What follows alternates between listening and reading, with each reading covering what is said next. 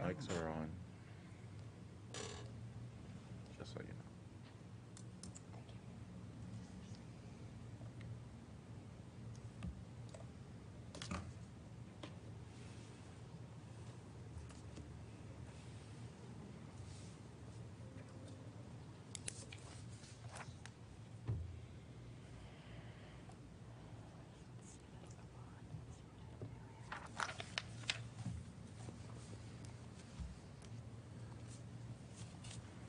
It is now 4 p.m. and it is June 21st, 2022, and this is the City Council work session, the City of Iowa City City Council work session. And I hope everybody had an awesome and amazing weekend. Lots of celebrations happening in our city, Juneteenth as well as Pride. We're going to start with the first item on our agenda, which is review of Parks and Recreation Facilities Master Plan.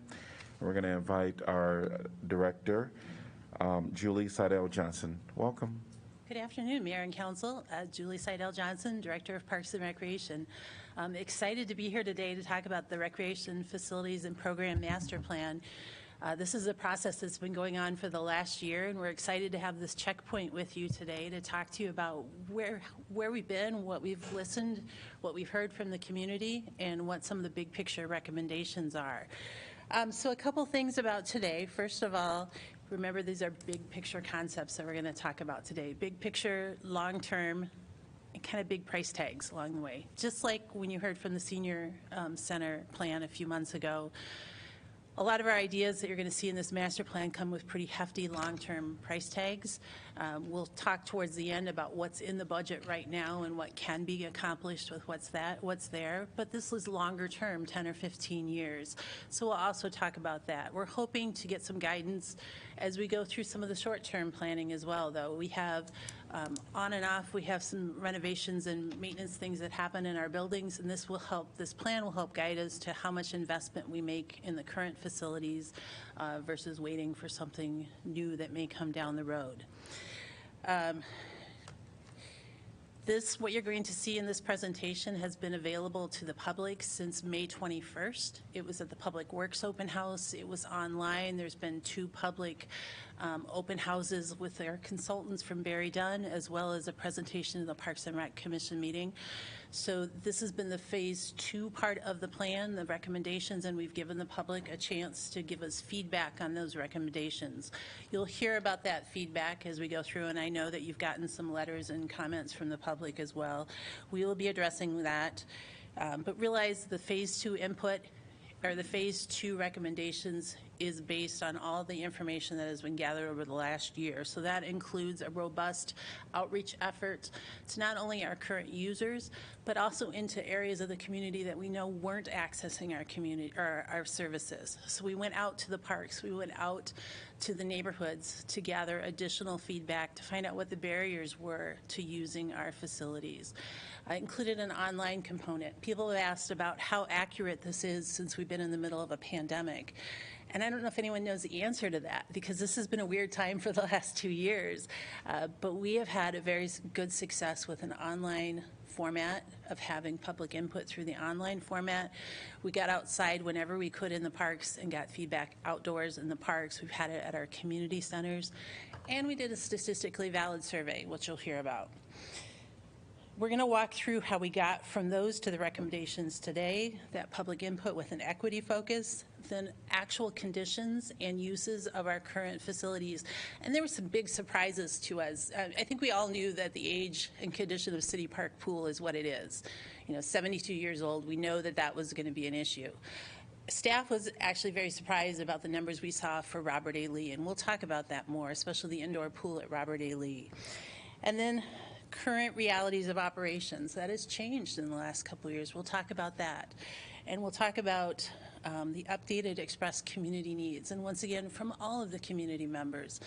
You find that some of the phase 2 input was very focused on a few user groups, and that we're glad that we heard from them. We know they're important users of our facilities. But we did more. We got more outreach too from groups that aren't there as well. So before I turn it over to the consultants, I'm going to go real quickly through some of the common things that I've heard from the community in this Phase 2 feedback. And you've probably heard some of these things too, so I want to give you this information up front. So we heard from several people that they felt that there wasn't a chance for public input on this plan. That's one of the things we're going to walk through and show you how much feedback and how that was solicited through Phase 1 and Phase 2. So there was actually a very robust outreach through a number of channels, a number of different languages, a number of different locations. There's a common question about why are we recommending closing Robert A. Lee Rec Center? That is not a recommendation in this plan at this point. The rec center itself is not recommended to close. It is saying there may be some things we want to do differently in decommissioning the indoor pool at Robert A. Lee, but the rec center itself has never been a part of that recommendation. People wanted to know why they weren't asked about closing the pool during the Phase 1 input. Honestly, because that wasn't a recommendation or even a thought when we started this process a year ago. It's been an outcome of the facility assessments, of the input that we've received from the public and the actual use numbers we've been seeing in that facility. So it wasn't asked early on in the plan because we didn't know until we got through Phase 1 that it seemed to make sense as a recommendation. I love this one. What about the bomb shelter at Robert A. Lee?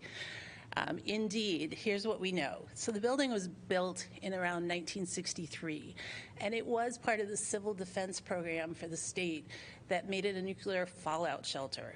How do we know that? We actually took the signs down in 2017. They were still on the outside of the building at that point. We also know that from when we've done minor renovations of the restrooms and anything on that main level, the concrete is extra reinforced and extra thick, so it follows that kind of that main corridor down through the lower level. Was probably built as a nuclear fallout shelter for that reason. There's been concerns that we said there was a bomb shelter under the pool. I'm not sure if that was the actual wording used, but there's no space under the pool. It's that the entire building was built with that as one of its contexts for when it was built. Some questions about why close the pool when it's such an important part of the downtown atmosphere. We agree. We want Robert A. Lee to be a really important part of the downtown atmosphere and used by families and young adults. We're just not seeing that use in the swimming pool. And so we're saying that maybe the space used by the swimming pool could be used for something else that more appropriately meets or it has an even bigger draw for young people, adults, families. And we've had all kinds of suggestions for that, but that would be a further phase down the line to go into.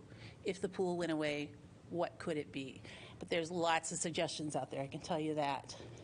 And then finally, there's been a lot of comments back and forth about specifics of some of the concept designs that we showed, both for City Park Pool and for Mercer expansion. Just want to remind everyone those are concept designs. We gave people something to react to. Each one of those projects, if they were to move forward, would go through their own separate design phase with a whole nother round of public input. So the number of lap lanes, the type of locker rooms, the depth of the water, the price tag for all these, none of that has been etched in stone. We were just giving people something to react to based on the feedback that we received in Phase 1. And the overall feedback in Phase 1 was wanting more adult wellness, more adult aquatics, so lap swimming, aqua fitness, the walking track idea at Mercer was huge, and then a realization that we have limited resources and how do we prioritize those. So I'm going to let our consultants, Daniel Wilson and Elsa Fisher, come up. They're going to walk you through part of the process. Brad Barker will take you through our athletic fields, and then I'll take you through the facility information as we go through.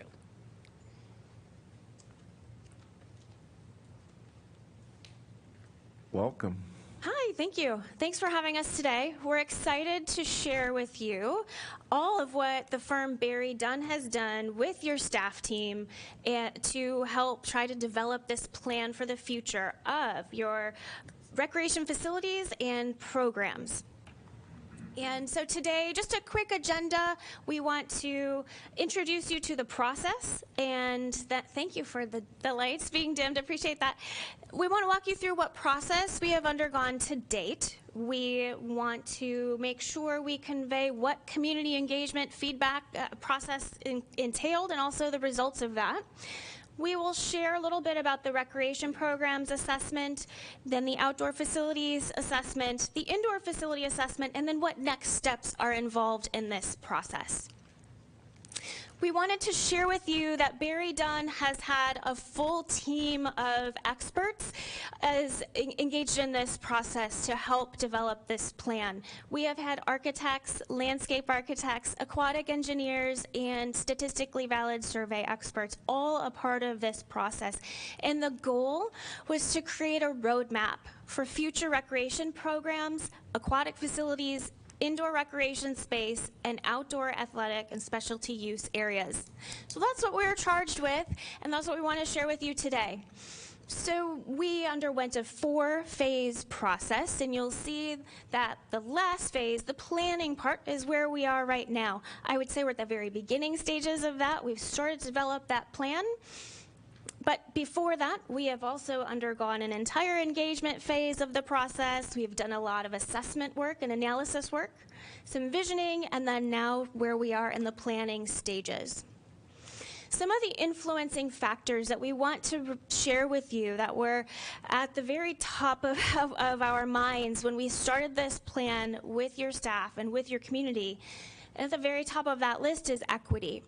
That was made very clear to us from the beginning, and we really latched onto this project, and because of that extra effort and intention on equity through the entire process and plan. Access was also critically important. The city already has a very strong approach to climate change, and we want to respect and honor that. There is also nationwide and really worldwide a worker shortage. We want to remember that as we continue to think about things like innovation, operational facilities, and also pre-pandemic, there was a lifeguard shortage in our industry before any of this even came to be a few years ago. And as a result of the pandemic, what we've seen nationwide is a desire for larger indoor spaces and better ventilation within those indoor spaces. So with that, we want to share next the community engagement phase and results with you, and Elsa Fisher is here to talk with you about that part. Thanks, Danny. Hi, everybody. So community engagement, as Danny mentioned, big DEI focus from the very start. And the first document that you're looking at on your screen is an insert that went out in a utility bill to kick off the process. So all of the dates that are listed on this card were opportunities where residents could interact with department staff. There was a list of questions, there were surveys, there were many ways that residents could share their thoughts about the future of parks and recreation, specifically recreation programming and facilities in Iowa City. So that insert was the start of the process. So on this slide, as Julie mentioned, there were 2 separate phases of input. The first, at the beginning of the process, included focus groups. Danny and I did 10 focus groups with a variety of different people throughout the community. As I mentioned, staff did the pop-up events. There were 13 of those that Brad and his staff led. And then you had a statistically valid survey. So ETC Institute was part of the project team. All they do are community surveys. So they did a statistically valid survey for Iowa City, and there were 450 responses to that survey. So that was a very successful endeavor. And then the same survey was also available online. So people who didn't get it in the mail but wanted to participate had the opportunity to fill out the same survey. And they were tabulated separately, but when we did our analysis, we looked at the results of the statistically valid and the results of the other, and ironically, the results were very similar. And then the last big part of engagement, we had an online tool called Social Pinpoint, and this was an opportunity for people to weigh in from home. So they could fill out a survey. There were 2 different surveys. One was designed for users, people who participate in programs, go to your parks, go to your facilities. And then there was a survey for people who non-users. Why don't they come? What are the barriers? So 2 different surveys. There was also an ideas wall and a forum and questions about City Park Pool. So many opportunities online for people to participate. And the notion of Social Pinpoint is that I go online, I fill out my thoughts, and I look and see how other people feel, and I can comment on other people's thoughts, give them a thumbs up or a thumbs down, so it becomes an engaged process, but virtual. So that was the first phase of the engagement. And then, as Julie mentioned, after we did all of our analysis, then we had an opportunity for people to engage again. So we brought things back and said, okay, this is what we heard, now here's some designs, take a look. So for the second phase, there was the open house, as Julie mentioned, the Parks and Rec Commission meeting. There were 2 open houses. And then we also put the designs up on the Social Pinpoint site so people could take a look, fill out a survey, say what they liked, didn't like, and we asked specific questions about, does this meet community need, getting back to the DEI component. And that was, and then there were many people who reached out with emails to staff sharing their thoughts about the designs and the planning going forward. So ETC, they have what they have called the Priority Investment Rating. And what they do is they combine programs and facilities that people have an interest for with unmet need.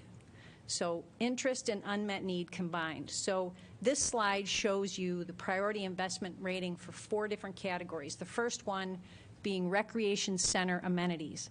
Top of everyone's list is an indoor track. People in this community really want an indoor track, and that's not uncommon across the country. There's also interest in the weight room. There were many comments on the Social Pinpoint site in the first round of engagement that people really missed the weight room that was removed from Mercer several years ago. So that came up as a high priority investment. And then fitness room and then meditation and yoga studio were also in the top 4. And then moving across the page, outdoor pool amenities. The top one is shade. The second was lazy river, which you won't see in the plan, and Julie will explain why. Deck chairs, very important, and lap lanes. We know that lap swimming is very, very important in Iowa City. From a recreation programming standpoint, the top item was adult fitness and wellness programs, which obviously is in line with the indoor walking and jogging track. Nature programs are also of importance. The farmers market is a very beloved program in Iowa City. People love it, and they want to keep it, and it continues to be really popular. And then adult art classes rounded out the top 4. In regard to pool programming, water fitness classes and water aerobics was the top item. Lap swimming, again, very, very important in Iowa City. Senior aquatic programs, and then swim lesson programs. So those are the top priority investments based on community interest combined with unmet need. So City Park Pool, obviously hot topic in Iowa City. Are you going to, after 72 years, are you going to renovate it and keep it as is, or are you going to renovate it with a new design? And the top line on this slide, the statistically valid survey, 67% desire a renovation with a new layout. And then at the bottom, the average percentage, that is a combination of all of the different engagements. So the events, the online, the focus groups, over 55% desire a new pool layout.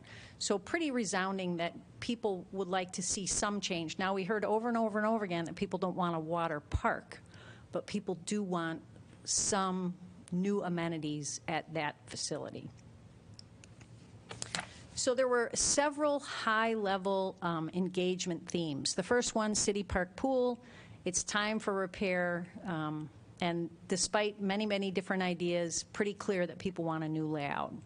From fitness and wellness, unmet needs, indoor track and programs for adults, very important. There's a high value on aquatics in Iowa City. Obviously, you have 3 pools, lots of people involved in swimming. So aqua fitness, lap lanes, and instruction are all really important. Special interest user group opinions. We heard from a lot of pickleball players in the first Social Pinpoint survey. Regardless of what the question was, the answer was often pickleball, even if the question related to something else. So pickleball is a big deal in Iowa City, and that user group came out loud and clear. Same thing with aqua fitness and lap swimming. Lots of lap swimmers expressed their opinions about the designs. Farmers Market, I've already mentioned that. People love that event. Future program ideas, a comprehensive list was generated, and that'll be reviewed in a couple of minutes. And then we also learned about people's preferences for your outdoor athletic field complexes and what people would like to see moving forward with your outdoor complexes. And with that, I'm going to turn it back to Danny so that she can review the information from the recreation assessment. Okay, thank you so much. And so one of the questions we get often is, well, what is a recreation assessment? What do you do when you assess programs? So really what we do is we help the department look at what they're doing really well. We look at opportunities to strengthen what they've been doing. Where could some growth occur? We also help them look at some performance measures and then alignment with community need. We look at your core programs that have been offered to date, and the list on the left demonstrates what those key program areas have been so far. And then we look at the most recent full year of data. So in this case, it's 2019 is really when we can see what a historically traditional year would look like and how that breaks out. So really great percentage of your programming has been in aquatics. That is often because there are so many different sections of aquatics offered at a bunch of different levels. Second to that is youth sports, STEAM programming, etc., as you move around the pie chart. So it helps us look at, of those 5,600 programs, where do those line up? And then we also look at enrollment. We look at your participation. So one ultimate goal is to continuously try to meet the needs and interests of your community through recreation programming. And we use enrollment to kind of gauge that. How many people are interested, actually enroll, and commit to participating with you. So our ultimate goal along the way is to always help you plan ahead, to keep residents interested in the newest, sometimes the latest and greatest. So you'll see that from an enrollment perspective, you still have a very heavy participation in aquatics, youth sports, and then inclusive and adaptive recreation. Really impressive participation numbers from those different areas. We can also break those down by season. That's what you see on the bottom right-hand side, is by season across the year, how it shakes out and when people participate. The nice thing is, in other communities, aquatics, you might have a lot of people participating in the summer and not as many in the other months. You've got a nice round participation rate there. And also youth sports. Consistently every season, you've got youth sports being offered and, by the way, enrolled in to youth sports. The other question we have when we think about equity is, well, what parts of the community are we reaching? And one of the concerns was the east versus west. You know, we have the river dividing the community. Are we reaching the folks that live on the west side of town? Are they participating with us? And so when we do this analysis and you see the heat map in front of you, when you look at the blue areas, that's where people are not the households in which they're not really as participatory as you get more densely populated areas that have a lot of participation in your programs. That's where you move to those red colors into the yellow. The yellow program areas mean you have a lot of folks coming from that part of town. Actually, much to our surprise, you're meeting the needs of the folks on the west side of town really well.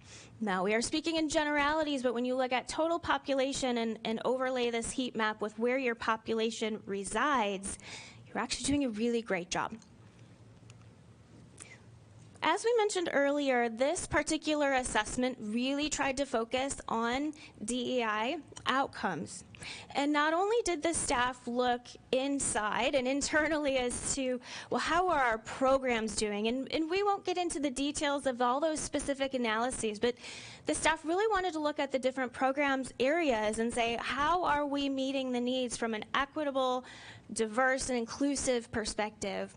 And they also looked how they are operating. How do people register for programs, and is that as inclusive as it could be? So we've got a spectrum of opportunity for growth for the staff, and I commend them for digging deep, because not a lot of communities across the nation are actually undergoing this level of DEI assessment. So kudos to your staff for committing to and following through on that. What we then do is we take what we learn from the analysis of all of the programs, and we start to connect what we're learning to what the community is saying. So what we found is, from an adult fitness and wellness perspective, there is a growth opportunity there. There are a lot of households that asked for more. Over 10,000, almost 11,000 asked for more adult fitness and wellness opportunities. And when we did that pie chart and looked at the percentage of the program menu in 2019, it was actually very small. So there's an opportunity for growth there. Inclusive and adaptive recreation programming is doing really well and is very strong. So we want to encourage the continued growth of that, because we still see evidence that there is continued need and more need. So there's opportunity there. From an aquatic programming perspective, the city is meeting the needs of a lot of participants. We would say that from a high priority of the pool programs, a lot of the folks wanted more aquatic exercise. So that's why you'll see in the design process is how can we try to incorporate more for the aquatic exercise folks, and also swim lessons continues to be an important initiative on the behalf of the department and the city, and so we'll have Julie review some opportunities for more growth of swim lessons in a little bit.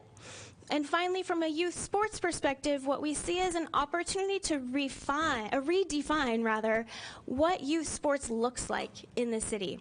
So yes, there are the traditional sports, and those needs seem to be being met. There's an opportunity to expand what that definition of sports for youth means beyond the traditional three. So when we think about the key programming opportunities in identifying fitness and wellness, adult programming, inclusive and adaptive programming, aquatic exercise, teens, and culture, we then look at the supporting facility spaces. Do you have the facility space to be able to support the growth of these different areas? So we see the opportunity to make sure that you have fitness and wellness spaces like the indoor walking and jogging track, weight room, and fitness room.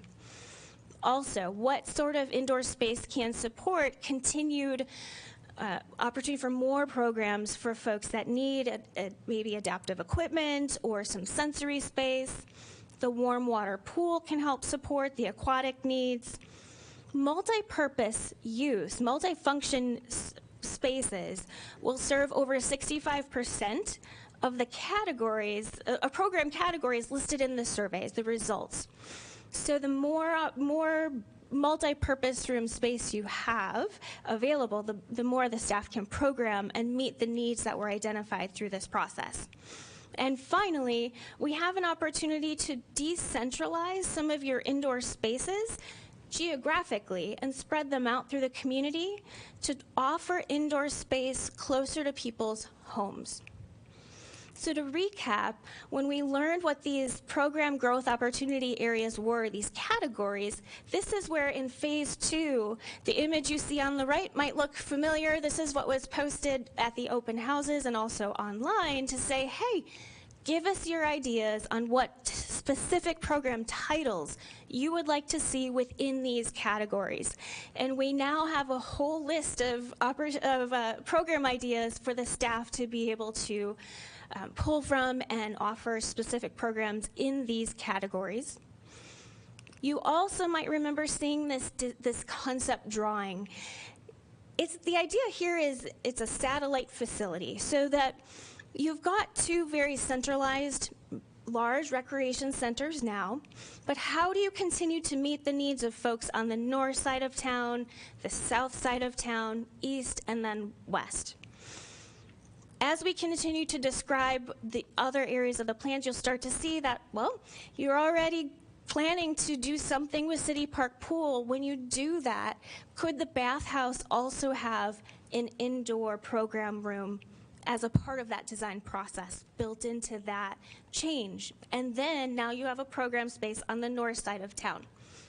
Opposite of that, we heard a lot about the South District. How can we offer more opportunities on the south side of town? Something like this, perhaps in Weatherby Park, perhaps somewhere else, could offer local neighborhood children a place to go for summer camp, for example. Eastside Sports Complex has in its master plan space for an indoor facility that is not yet defined. But now that we see that multi-purpose space could be of real value to decentralize and have space throughout the community, that could be an east side location.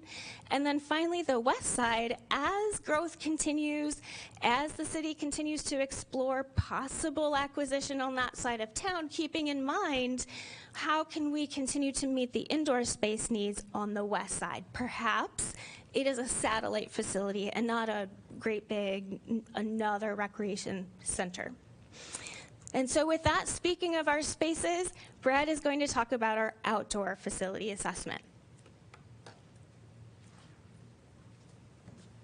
Welcome. Hello, everybody. So I want to talk a little bit about our outdoor recreational facilities. A lot of times when you think about recreation, you think about recreation centers, you think about pools. But in our parks, we've got our outdoor recreational amenities and fields that are very important, as the city has shown, that there's a strong interest in recreational opportunities outdoors for people as well through sports and other matters. So with this assessment, with this project, we looked at our current athletic facilities, which we have 4 primary ones that we looked at, and then one that Danny just alluded to, the Eastside Sports Concept or Eastside Sports Complex, which is more conceptual in nature at this point. So to review those briefly, I wanted to talk about the City Park ball fields, which is one of the amenities that we have. So that's tied in with the Lower City Park master plan, and we've been doing some work with that facility over the last few years. We've been doing some upgrading with fencing, shifting fields to kind of help with flood prevention, some dugouts, some signage, some long-term upgrades that we'd like to do with that amenity is upgrade the lights, do continued field improvements, and do some work on the pickleball and tennis courts as well. Napoleon Fields, we do have some money in the CIP for some improvements with some of those fields in the future. We've recently gotten some additional amenities out there like the new playground, so we are doing some improvements to that area as well. And then the Kickers soccer field. Recent renovations have been converting the ball fields that were out there into additional soccer fields. Do keep in mind that any long-term plans with that, we are a part of the wastewater treatment space that's out there, and so any long-term planning that would go out there would need to include a master plan. And then that brings us to Mercer Park. So we did a master plan with Mercer Park back in 2020, and at that time we were working with City High. They've indicated that they have an interest in having their ball field out there. They currently have a 28E agreement with the city to use field number 1. And we also have learned through the course of the last couple years that the pickleball courts and the tennis courts out there also need some work as well. There's some foundational issues, and so that would be something that would be included with a master plan project as well. The master plan that was created would include a pavilion area, new LED lighting, field improvements, fencing, and shade. And we do have some funding, I believe, in the FY23 capital improvement project budget. That would include costs to cover some of the projects that we would need to do some improvements there, but might need some additional funding in years ahead. And then that leads us to the Eastside Sports Complex, which is more conceptual in nature. That is currently undeveloped, 79-acre space for future developments, potentially as a specialty park. One of the things that we've looked at through a master plan that was developed about 6 years ago was developing that into a sports complex that would potentially be a site for both local sports groups and potentially regional groups to come and utilize that as a tournament location. We did have the Think Iowa City group did an economic impact analysis to see what the impacts would be for that study, for that complex over the years. And they did indicate that it would be a great addition to the community for additional ball fields, additional access. But as far as drawing regional groups, it probably would not have as much impact as initially thought. Is that because of the amount of ball fields? Correct, because there wouldn't be enough ball fields to draw the teams in from outside the state and have the economic impact that was originally thought. Just with the space of the land that's out there, would have to be something that's larger than that. And that project was with the Eastside Sports Complex Master Plan. That was going to be a phased development. So the first phase was around $17 million. This is in 2019 dollars. And then, because we kind of reviewed that master plan in 2019 after its initial conception a few years prior. So $17 million, and that's basically all your outdoor spaces. And then there would be potentially a second phase that would include an indoor sports area that could house groups throughout the course of the year, and that brought it up to about 30 plus in the million department. So, and then with our project that we had, we did this in phases. So as they alluded to earlier, we had 2 different phases with our community engagement plan. Our first engagement plan, we did a lot of different concepts with asking people what they thought, what they wanted with our outdoor facilities moving into the future. And what they indicated was that they were very interested in investing dollars into providing recreational opportunities outdoors for people to participate in. So people were interested in investing dollars into our fields and potentially into bringing in sports groups and tournaments into our community as well. But they also indicated that they would need additional information at that time. So what we did moving into the second phase was figuring out how to prioritize that with the facilities that we currently have and then the conceptual Eastside Sports Complex. And what they indicated that Mercer Park was their primary interest, Eastside Sports was the second, and then it moved on down the list. So our recommendation moving forward, given that we have a strong interest from the community for Mercer Park improvements, we do have some funding that's currently in the capital improvement project plan. City High has indicated that they want to continue to make that a home for their ball fields, and we'd like to do the same with our sports affiliate groups and the other sports organizations in the community. And that the pickleball and tennis courts pickleball is a very fast-growing sport, and they've come out strong with this master plan project indicating that they'd like to see improvements made out to there as well. So that would be our recommendation, is to continue to invest in the Mercer Park as kind of the top tier and then moving down that list. Would the improvements to the fields at Mercer Park, would that include expanding and creating more baseball fields? That's an awful lot of usage that's being described. No, the master plan doesn't include expansion of the fields at Mercer Park. Potentially it would increase the tennis and pickleball space, but the foundation we've indicated that the foundation's rather poor there, and we would actually need to probably redo the courts altogether. Thank you.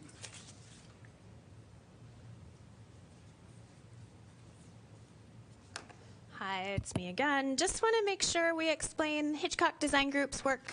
They went through a whole exercise of assessing each one of these sports fields sites and used a site condition rating on a number of different facets, and then came up with a series of recommendations per facility. And you're never going to read them all here. We're not going to go through each one of those recommendations. Wanted to just express that that's one of our experts on the team that went through the assessment process, leading us to ask the community about these outdoor facility priorities. Just wanted to make sure I explain Hitchcock Design Group's work and pass it back to Julie. All right, so now let's talk about indoor facilities. This is probably the most talked about part of the recommendations we've had in the last month. As you know, we looked at both of the rec centers, the indoor pool and indoor pools and city park pool. So I'm going to walk you through the findings of those, starting with Mercer Aquatic Center and Scanlan Gymnasium. Realize that the assessments were done nearly a year ago. So some of the smaller things that we show in this that needing to be done have actually already been addressed by staff. And so it has everything from small things up through larger things. But the summary on Mercer Aquatic Center is it's in pretty good shape. There are some maintenance needs to it. We know that the roof is coming due for replacement, but that's expected with that age of building. A number of the small things here, the cracked tiles, the rusted things, those have been addressed as part of the recent dehumidification and HVAC project that's been happening. So a lot of the smaller things on here have been addressed. But the pool architect and the operations person went through the facility with our staff, evaluated everything on age and condition, and as I said, they found that Mercer is actually in pretty good shape. We've invested in it quite a bit over the last few years. It's also a younger facility that has benefited from the 2080 agreement with the school district. The one recommendation is that the wading pool be shut down. I don't even know if most people know there is a wading pool outside of Mercer. It gets a lot of use by ducks and occasionally people, but that is one thing that it's recommending. Now, when you take the condition of Mercer, the other thing they looked at is how do we meet some of the needs expressed in the phase one through facility changes, and several of those are recommended for here at Mercer. So in the Mercer pool, what the recommendation would be is to add a warm water, medium to shallow depth pool, primarily for aqua fitness and swim lessons. As you remember, those were two of the higher demand things in the survey, followed closely by lap swimming. And by moving those things out of the regular pool into their own pool, probably have some effect on the number availability of lap swimming as well. The other really neat part about this particular plan is that it shows, we heard how much people like the hot tub, and in fact they had asked if we should put one at Robert A. Lee as well. But this one adds a new hot tub that actually has a ramp entrance. So if you are someone who has mobility concerns, this greatly increases your ability to use our pool. That's something you'll see in this plan, and then also City Park Pool is one of the things we heard over and over leading up to the master plan and during the plan was needing increased accessibility to the pool, increased ways, easier ways to get into the pool water, to enter and exit, to get across the pool deck. So those are largely addressed by a number of the recommendations in this plan. The other thing that is included here is the blocked out space for the locker rooms, and is called general neutral toilet shower changing room.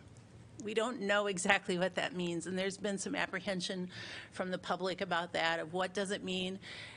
We're asking project architects to do something they haven't necessarily done before in a facility, and figure out how we can have both single gender restrooms and locker rooms, but also neutral areas, so that you don't have to decide male or female when you come into the pool. We heard this a lot from parents and kids. We actually have a number of lifeguards that this affects, and they would really like to see some gender neutral spaces for changing. So you see that in there. This brings about some operational efficiencies. As we'll talk later, this goes along with potentially decommissioning Robert A. Lee Pool. What that does is moves all of our indoor lifeguards to one location, but more importantly, our swimming pool maintenance staff, supervision staff, everything else that goes into running the two pools. There'd be some real efficiencies there with that. The other part of Mercer shows an expansion on the other half of the Scanlan gym area, adding a third gym and a walking track. Now, this has been a big point of debate through the communities. We've shown this. How in the world are you going to do 2 walking lanes around the gym? Don't know exactly yet. Could be elevated, could be at the level of the gym space, could be plexiglass between. There's a lot of different ways to accomplish it. Think of it as a concept right now, though. We had a lot of input asking for indoor walking space. This shows that it could be done on the site. exactly how is still to be determined.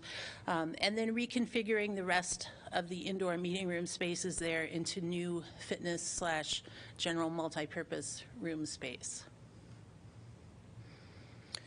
Do you want me to keep going, or you want to ask questions about that before I move on?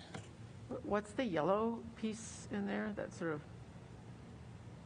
Look, that's just the corridor. okay, sorry. Yeah, better circulation through the building, yeah. Okay. I'm going to move on to Robert A. Lee.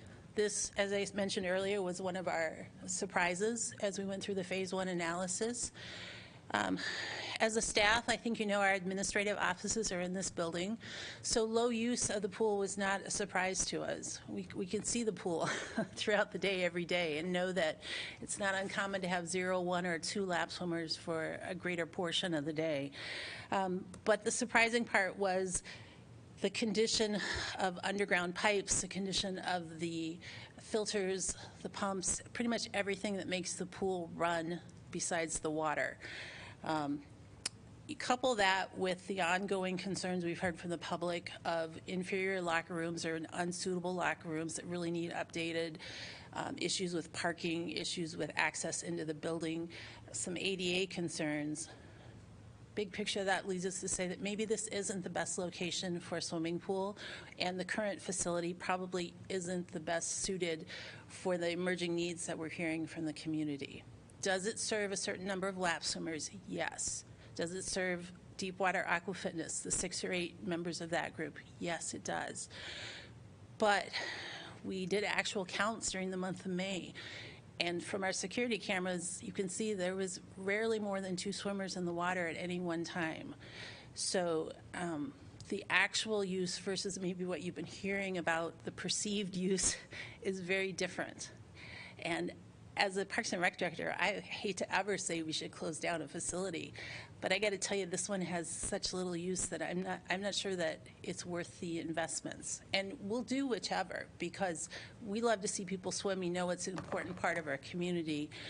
This plan would say, though, that the amount of investment that it's going to take to bring this up to be the facility we need it to be would probably be better served in a different location, and this space repurposed to something else. The biggest problem we have in this building is the underground piping and the condition of the cast iron pipes. It's causing circulation problems. They're collapsing in different places. And every time we call a plumber in, we have to cross our fingers because we don't know if it's going to be a 1 hour or a 10-day close. It's been that difficult to keep things in repair. We currently are working on the air conditioning for just 2 of the rooms. That has a $41,000 price tag. So everything in this building is getting more and more expensive, and we want to make sure you want to keep investing in those things specifically for the swimming pool versus using it towards other uses in the community. The conclusion of the study was that with it being 58 years old, it's going to take continual repairs.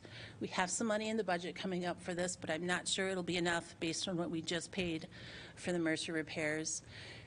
They could be done to extend the facility operations, but just like City Park Pool, we're getting to that kind of end stage where you're either going to need a major renovation or a different use. And the estimated cost for just the needed repairs, so this is just the filtration system, the pump system, the wading pool circulation, that's about $4.5 to $5 million right now is what they're estimating. Was there an estimate of what it would cost to do a reno? Not to do a full reno, not yet, no. We could look into that too. The addition at Mercer, I forgot to mention, was about $9 million. So that would be more to do a new facility. But that, and you couple that, as I said, with the low use that we've seen, it becomes difficult for staff to recommend either that we would continue to invest in this particular pool. Okay, now move on to City Park Pool. I thought this would be the most controversial part of the plan. And actually, as mentioned earlier, I think we've all seen the condition. You've heard about the condition. It's probably one of the oldest and largest outdoor swimming pools still operating in the state of Iowa, if not in the region. It loses a considerable amount of water. It takes pretty Herculean efforts every spring to get it reopened. I mean, we are caulking and painting and doing all kinds of remedial tasks, just trying to keep it to hold water so we can be operational for the whole year. The bathhouse is in okay condition, but needs quite a bit of repairs. And most importantly, we've got some confined space issues in the filtration room that's been there a long time. It's a safety issue, and it's probably time to address that as well. So when we put this out to the public, after well, I should say, first of all, the recommendation is that 72 years old, could you line it and get a few more years out of it? Yeah, we could do that, but that's a fairly expensive fix, and it's definitely not long-term. The recommendation would be the better move would be to replace the current pool shell and the current systems that are there.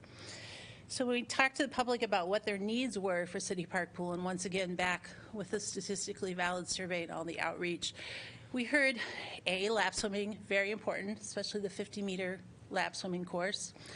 Accessibility, better ways to get in and out of the pool. So you'll notice on this pool there's a ramp that gets you to the 50-meter lap lanes. There are stairs that get you into the main pool area, and then there's a zero depth entry to get you into the rest of the play feature part of the pool. So there's an immensely increased adaptability of the pool for all kinds of people using the pool. Reduced carbon footprint. This uses a lot less water. We've had solar panels included. It would include some kind of inclusive locker rooms again, as we talked about at the other pool. More shade. What we heard from most people was, okay, if you need a new pool, that's fine, but we want it to feel like our City Park pool. Don't mess with the trees. Gosh, we wouldn't. Try to keep it about the same footprint. Our parking isn't going to increase, so we really can't increase the size or the area of the pool. So what you're seeing here is primarily within the fence line of the current pool. The only area that's outside is those blue cabanas, kind of that bottom little shape of the extra shape or the extra lawn area. The rest is within the current pool structure. This would also, as we said, have the multi-purpose program space that would be available year-round. And we would like to, we have in the capital improvement plan to replace the Upper City Park restrooms and shelters. So we'd like to incorporate those park restrooms into this building as well. So less plumbed shelter or buildings on the site, move them into one location for a better ease of service, and include that with this project as well. One of the hot topics, or the hottest topic about this, has been the number of lap lanes. It's a design question at this point. But one thing I want to make sure that has not been very well discussed out with the public is that although we've gone to only showing 3 50-meter lap lanes here, you'll notice that they are separate from the rest of the operations of the pool. So right now you have lap swim in the morning and at lunchtime. This would allow the 3 lanes of lap lanes essentially through the entire operational day of the pool. So fewer lanes, but a much larger time frame for use. We are tracking the use out there right now this summer. Lunchtime is very busy, so I can see where the justification comes from more lap lanes. But I think there's going to be some trade-offs here between family needs, lap swimmer needs, instructional needs, all of those things coming together in one facility. Okay. So let's talk a minute about the expense of all this. Not the capital expenses, but how much we're spending each year to operate the facilities. This was another surprising part about Robert A. Lee. If you look at the 3 facilities, Robert A. Lee by far gets the least amount of use. And it's the most expensive one for us to operate. Based on this includes like capital repairs up to $5,000, so smaller pumps, smaller equipment like that. It doesn't include larger projects like a boiler replacement or the wading pool project at City Park Pool.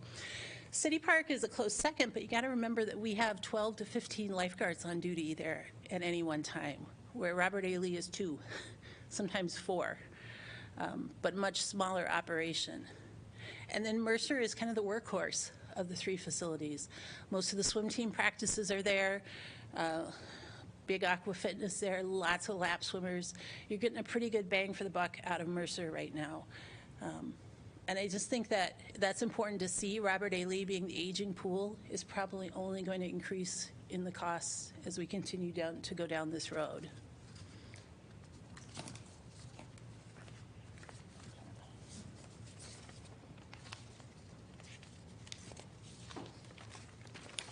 right, let's talk about what's currently in the budgets for the capital plan in the next few years.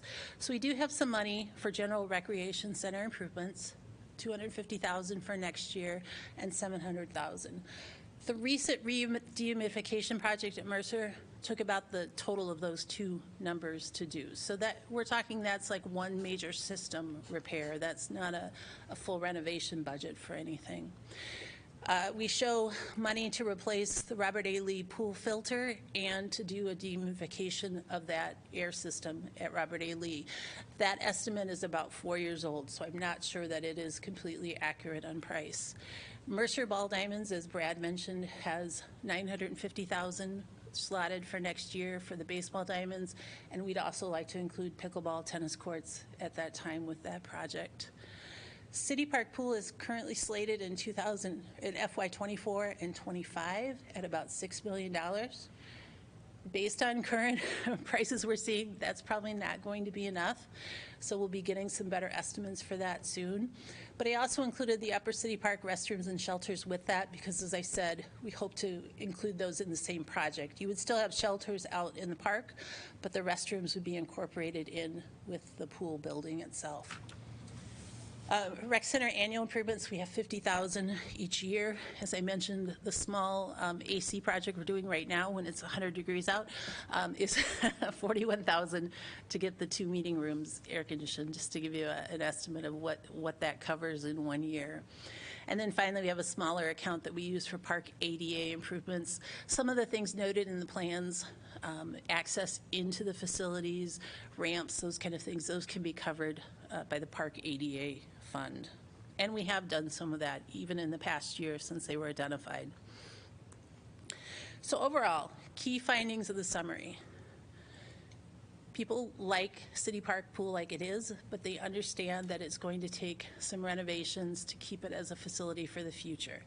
I didn't mention, early on you saw that there was a desire for Lazy River, thank you, the Lazy River. And you didn't see that in the plan that was up there. You saw a current channel.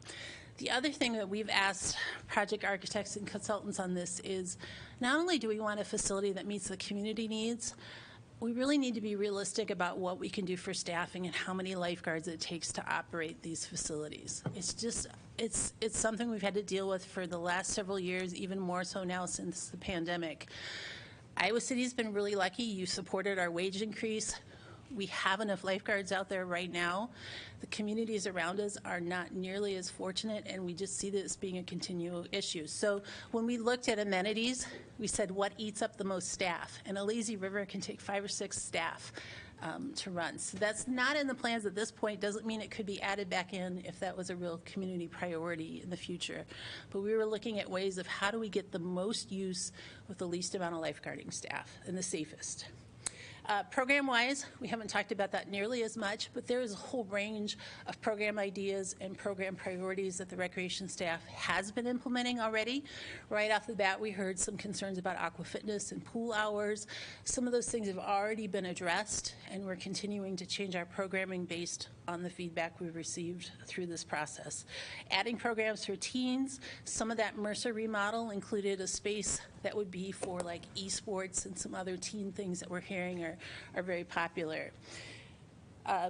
Supply and demand gaps exist in adult fitness, wellness, nature, aquatic, and inclusive and adaptive program use. So when we talk adult fitness, that hits some of the top things you've been hearing about. So the walking track, aqua fitness in the pool, therapy in the pool, and lap swimming. And pickleball. How could I forget pickleball? Those are all big adult fitness priorities. Different than what we were probably talking about 10 years ago. We're not saying adult softball leagues. We're saying pickleball is the new adult sport and the thing that people want. Lap swim. So when we talk adult fitness, we mean different things than we used to. The warm water pool, it supports not only the aqua fitness part of this, but it supports our Every Child Learns How to Swim. Why is that important? We're also trying to grow our own crop of lifeguards down the road. If kids don't learn to swim when they're in elementary school, they're not going to be qualified to be lifeguards 10 years down the road. So this is all part of the big master plan of getting people introduced early and comfortable with aquatics and swimming.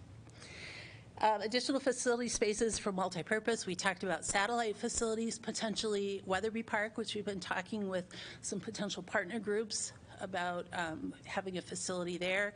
City Park Pool having a multipurpose space for programming, something on the west side eventually, and either space at Mercer or Eastside Sports eventually too. So having us be able to take our programs and staff out to the people in their actual neighborhoods as we go down. And then prioritization of the outdoor facilities, which Brad talked through, Mercer being the top one at this point. But just a general sense of people were saying, invest in what you have first. Before we move on to Eastside Sports, make sure you invest in the current fields and facilities that we already have in place. The feedback themes, I'll just go through these one more time. City Park Pool, Phase 2. Now, remember Phase 1 had statistically valid surveys and a lot of equity outreach. Phase 2 was largely based on, we put the information out, we did public notices, we sent emails out to all of our aqua fitness, lap swimmers, aquatic pass holders, we did press releases, all that, but we didn't go out and do actual in-neighborhood or focus groups. So we had a lot of particular interest groups that are really highly represented in these, but not enough lap lanes. They prefer the traditional footprint of the pool, and people like that there was a zero depth or a beachfront entry for all sorts of people with mobility issues or kids, families.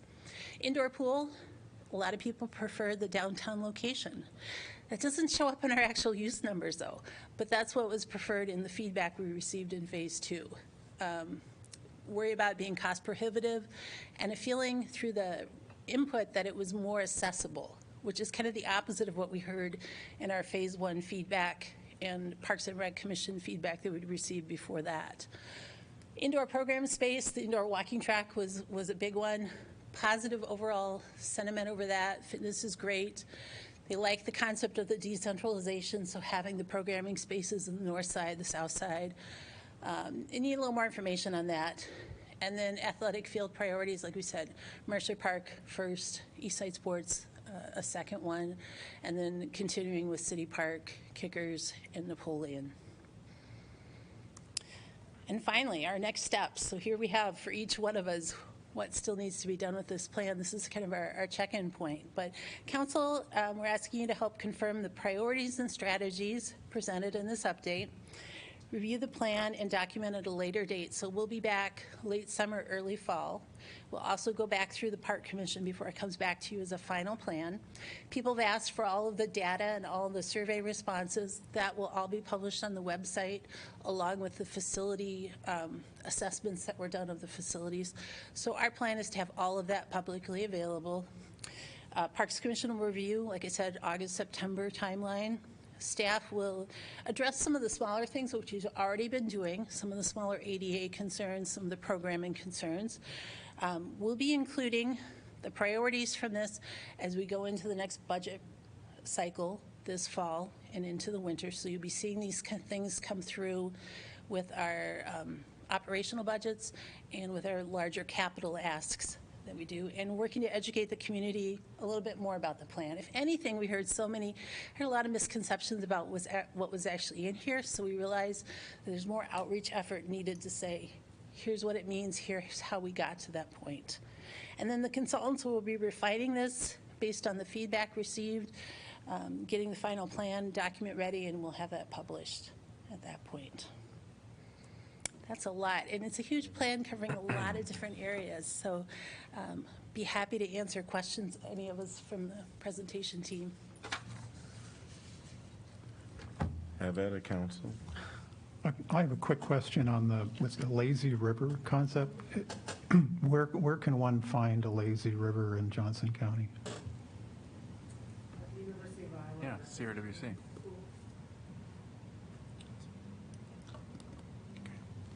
Will you repeat that, please? She said University of Iowa Recreation Pool. That's a smaller one, I believe, right? Yeah. The outdoor ones are generally much larger. You just see them at like theme parks or larger aquatic centers.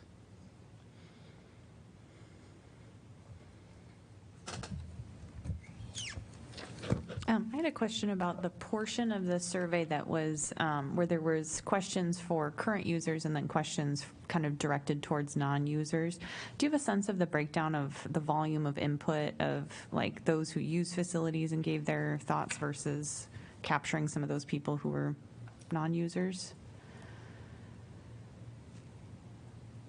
Yeah, we're hearing 2/3, 1/3, 2/3 users, 1/3 non-users. Okay. And was that I feel like that was maybe in a later survey part, or was that in the statistically valid survey? It was on The the social social. pinball. Okay, so that was the give reactions to kind of ideas that are posted. Actually, no, that was in phase 1 at the beginning of the process. So that the survey, the statistically accurate survey and social pinpoint were going on at the same time. Okay. And when you entered the portal, it did ask you questions about are you a current user or not, and it directed you through those particular questions. Gotcha. So it was of that 600 and some number that we saw? Okay, thank you. And then I had a question about the participation statistics. So are those unique individuals or like users where if you had a participant who took swim lessons and then also signed up for softball, those were two separate participants? It's each individual registration, so it was not unique users. Okay. The unique users were reflected in the heat map. Okay. To make sure I articulate the difference, the heat map was a unique household. The user enrollment statistics is every single enrollment, regardless if you sign up for a 5 or 1. And about the heat map then, while you're still up here, thank you. Sure. It looked like there was some of that blue or much less intense area right downtown. Is that correct? Yes. Okay, so we have where people are most concentrated was one of the lower usage areas. Is that something that you expected, or how do you interpret that? So we did ask the community members to say, hey, you know, we right by the river downtown.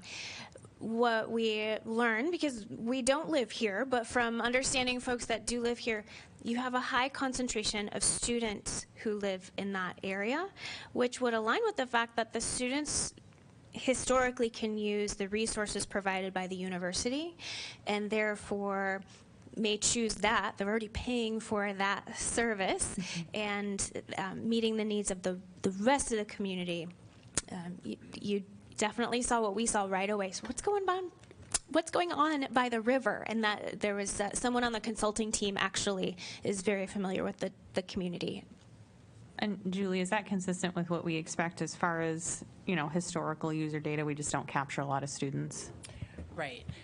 Realize that most of our programs are geared towards younger individuals, families, or adults and older. And you're right, we don't do a lot with the college age kids or residents. I have one last question. There was a slide with the 3 indoor pools and the years and the amounts that really seemed favorable with Mercer for this year. Was the 2022 number, is that extrapolated to what we expect the annual to be, or is that like year to date up through? So it's year to date, but realize we have only one more pay cycle in this fiscal year. So Okay. it's pretty darn close to accurate. And Okay. most of the large expenses have been made for this fiscal year. Gotcha. Sorry, I was thinking calendar year, so Yeah. thank you. I have a couple of questions as well. With the participation enrollment slide, it was mentioned that it was for 2019. Had there been any like more historical, either an aggregate, like 2014 to 2019, or like some kind of looking year by year to see if the numbers shifted, if they grew, if they shrunk? It just seems to me that, I'm so glad that COVID was not, included in that, but it seems like 1 year only to track participation seems a little short to me. We actually only did look at 2019. We have had some different changes in software that make it pretty difficult to do the years before that. And I totally agree, having more than 1 year would have been a better alternative. But we didn't feel like the COVID years were at all accurate. So we did the best we could with what we had. Sure. One other question, and I think this is much more speculatory, if that's a word. In the actually relative to the heat map, saying that in fact the west side had pretty good coverage or usage, right? I'm wondering, though, is there any way to discern that if Robert A. Lee Pool was closed, if they would still be served, right? And I do know that I trust and believe, I love the idea of going into the neighborhoods, but I just wondered, specific to pool usage, I don't know if you can kind of drill down and find out whether So we that's don't have something. statistical information to share with you on that. We do have information when we've talked to a number of the swim lesson parents, because that is the primary use. When you see people from the west side using Robert A. Lee, it's because that's where swim lessons are offered primarily right now.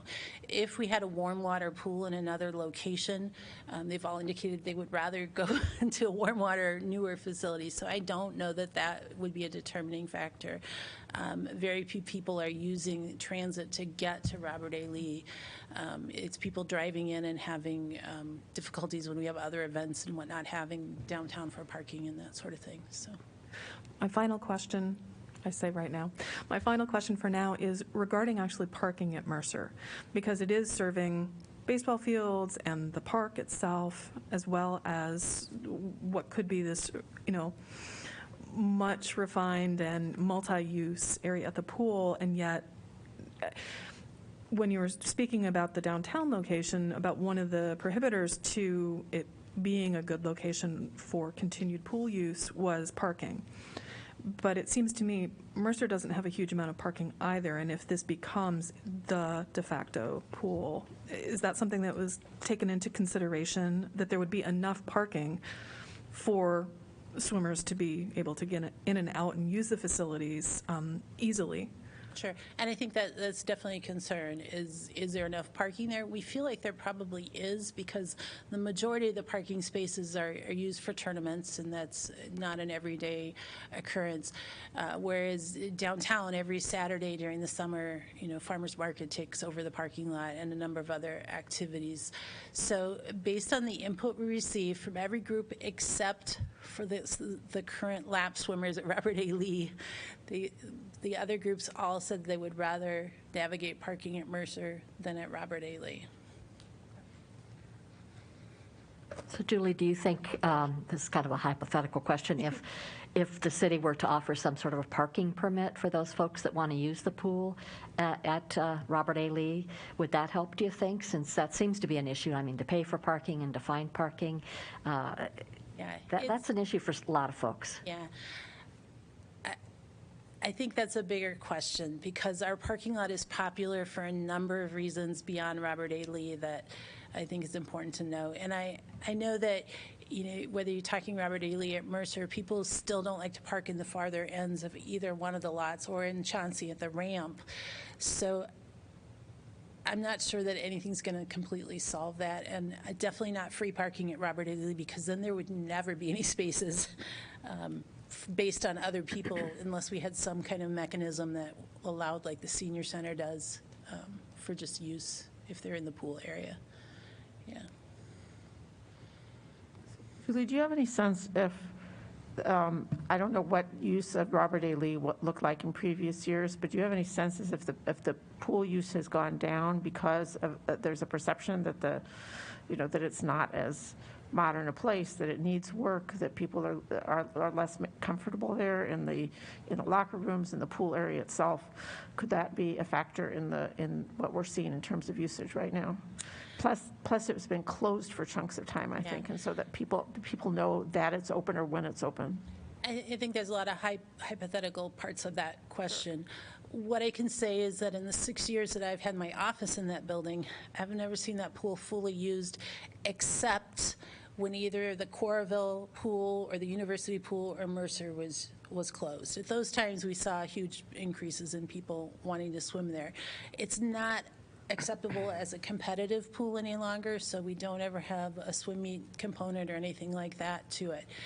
Prior to this plan, we had users coming to the Parks Commission asking for things like better locker rooms, concerns about the other locker room uses, the access, the parking, and then more importantly, the access actually into the pool water itself.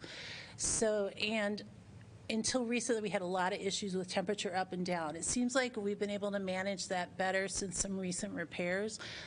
but it is warmer water. It's not always warmer water because it's an older system that breaks down fairly often. So I think all of those things weigh into this, whether Robert A. Lee is used as much as it's used to.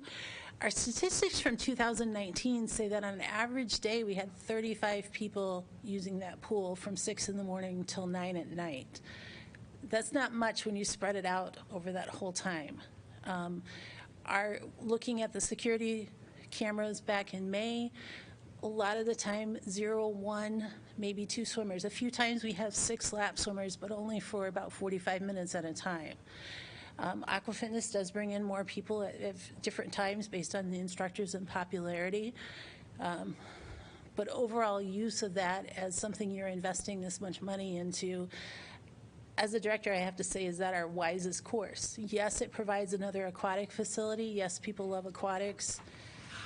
But if something significant breaks down tomorrow, do you want to put a huge investment back in that pool or put it somewhere else is the question we're getting to.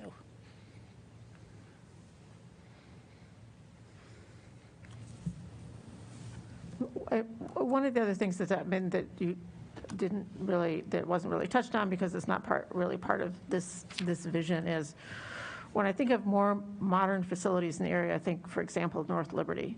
And that North Liberty has managed to sort of create an all-in-one facility with indoor pool, outdoor pool, library, rec center, everything all together.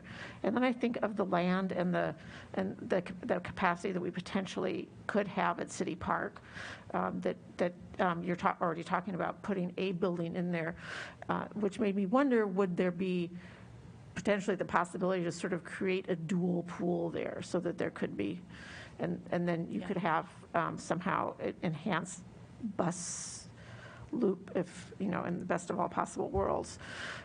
Because really you're talking about a pool right now that's only open a few months a year, that takes a lot of expense and is going to be a huge investment. And is there a way to sort of increase both the use and utility of that whole area?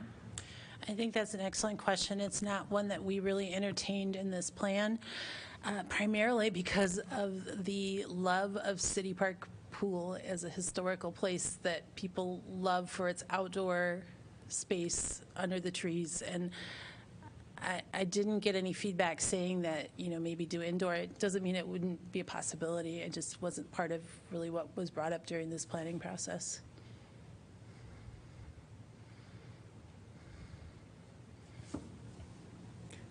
I did have maybe some questions related to the geographic decentralization to promote access. I know that the council, prior to the plan being kind of researched, we do know that there's a facility space challenge, within the community. And we talked about those partnerships with non-city owned facilities. Can someone speak a little bit more to what the plans are and what does it mean when you're talking about geographic decentralization? I wasn't exactly sure. Sure. And I think that's because we don't have all the details figured out. On the South District side, with the Weatherby, I think it definitely would be a partnership with neighborhood centers or some other nonprofit.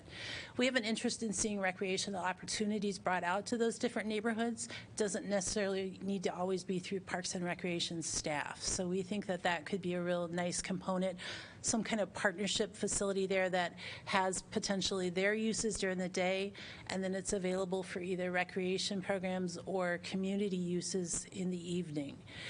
The other way I've been describing these facilities is think of it more like an enclosed park shelter than an actual rec center. Now, if it was a partnership with another group that had additional needs, it might be more fancy. But we're really talking about a basic indoor space for about 50 people to sit down if you were going to do a potluck and maybe a catering kitchen type thing. But just a really flexible space for us to bring out, either we bring out smaller recreation programs or some of our STEAM classes, some of our, maybe it's an indoor space for some of the youth sports to start their programming in, maybe it's Girls on the Run needs a meeting space, those kind of things, or the actual neighborhoods actually need space for their community meetings, their neighborhood potlucks, those kind of things. So a real multi-purpose space at this point. I know that at the beginning of the presentation, you talked about this being, a long-term big picture. But in the presentation, I didn't hear as much when it comes down to our growth areas, spaces where we'll be annexing. And so I didn't hear that in the presentation. So are we? So we have been talking extensively about what might happen out towards the west, but those plans have really not developed in a timeline that was in concert with this plan. So although it says if something would become available in the areas, say west of 218, here's what we should look at next for putting out there.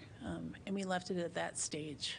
Okay. Yeah, if I could just add to that, there is a line item in your CIP anticipating acquisition of parkland on the west side, probably around that Carson Farms area west of 218, south of Raritt.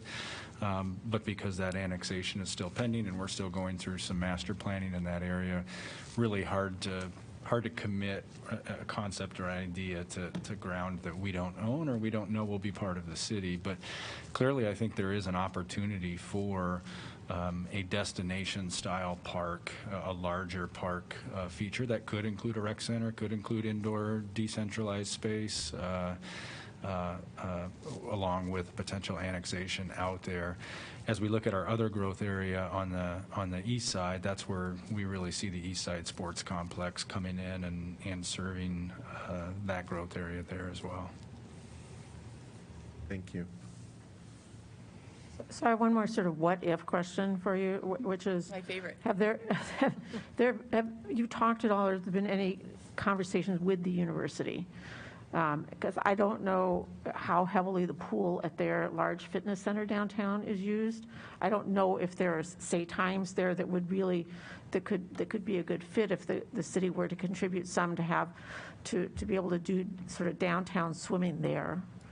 We haven't. I would say based on the number of swimmers that we get at Robert A. Lee, I'm sure that they have the capacity to include those if that was the direction we wanted to attempt to go. So, but I'm aware that there are also swim lessons there. Right. I think they're led by students, but because we're talking about a relatively small area with at least 2 large pools right now, and a pretty small, in the larger scheme of things, pretty small urban area.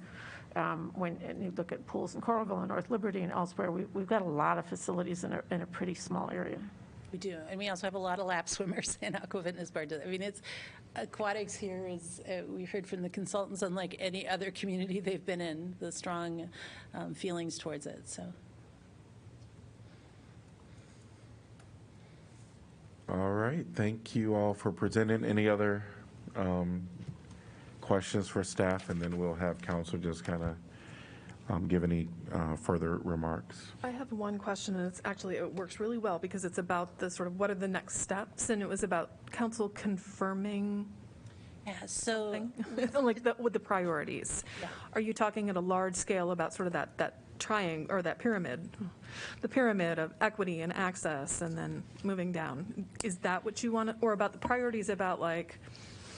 The second to the last slide where we had about the 7 different areas, we'd like some feedback on those areas. Okay. Are we headed down the right road with City Park Pool? Not with specific design, number of lanes, number of this, number of that, but are we headed modernizing it, for instance? Okay.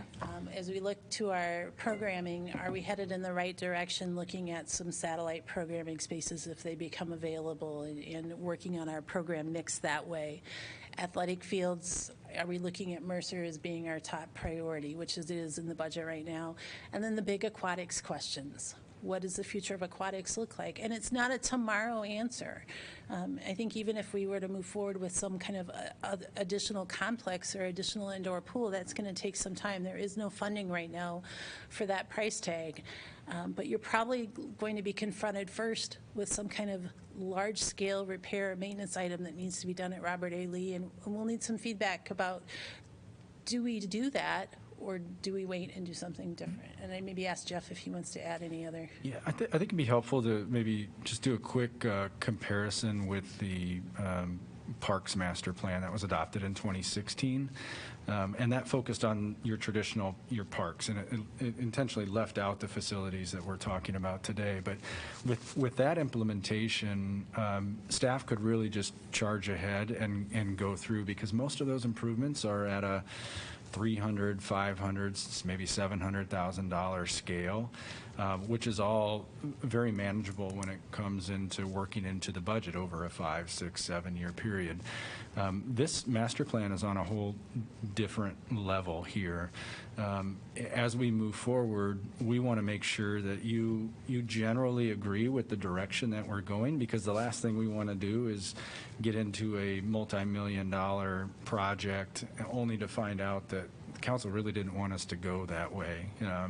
So, our next steps are going to be to refine our budget proposal to you in September, right? We're going to finish the plan, we'll present the plan and share it with the community, but then we have to take some pretty big next steps. And what we've signaled in anticipation of this plan with the last budget is that City Park Pool is the first major reinvestment that we need to make. And by major, I'm talking multi-million-dollar investment that we need to make. It's going to be really important that over the next several months, we're on the same page between staff and council on what you want to see.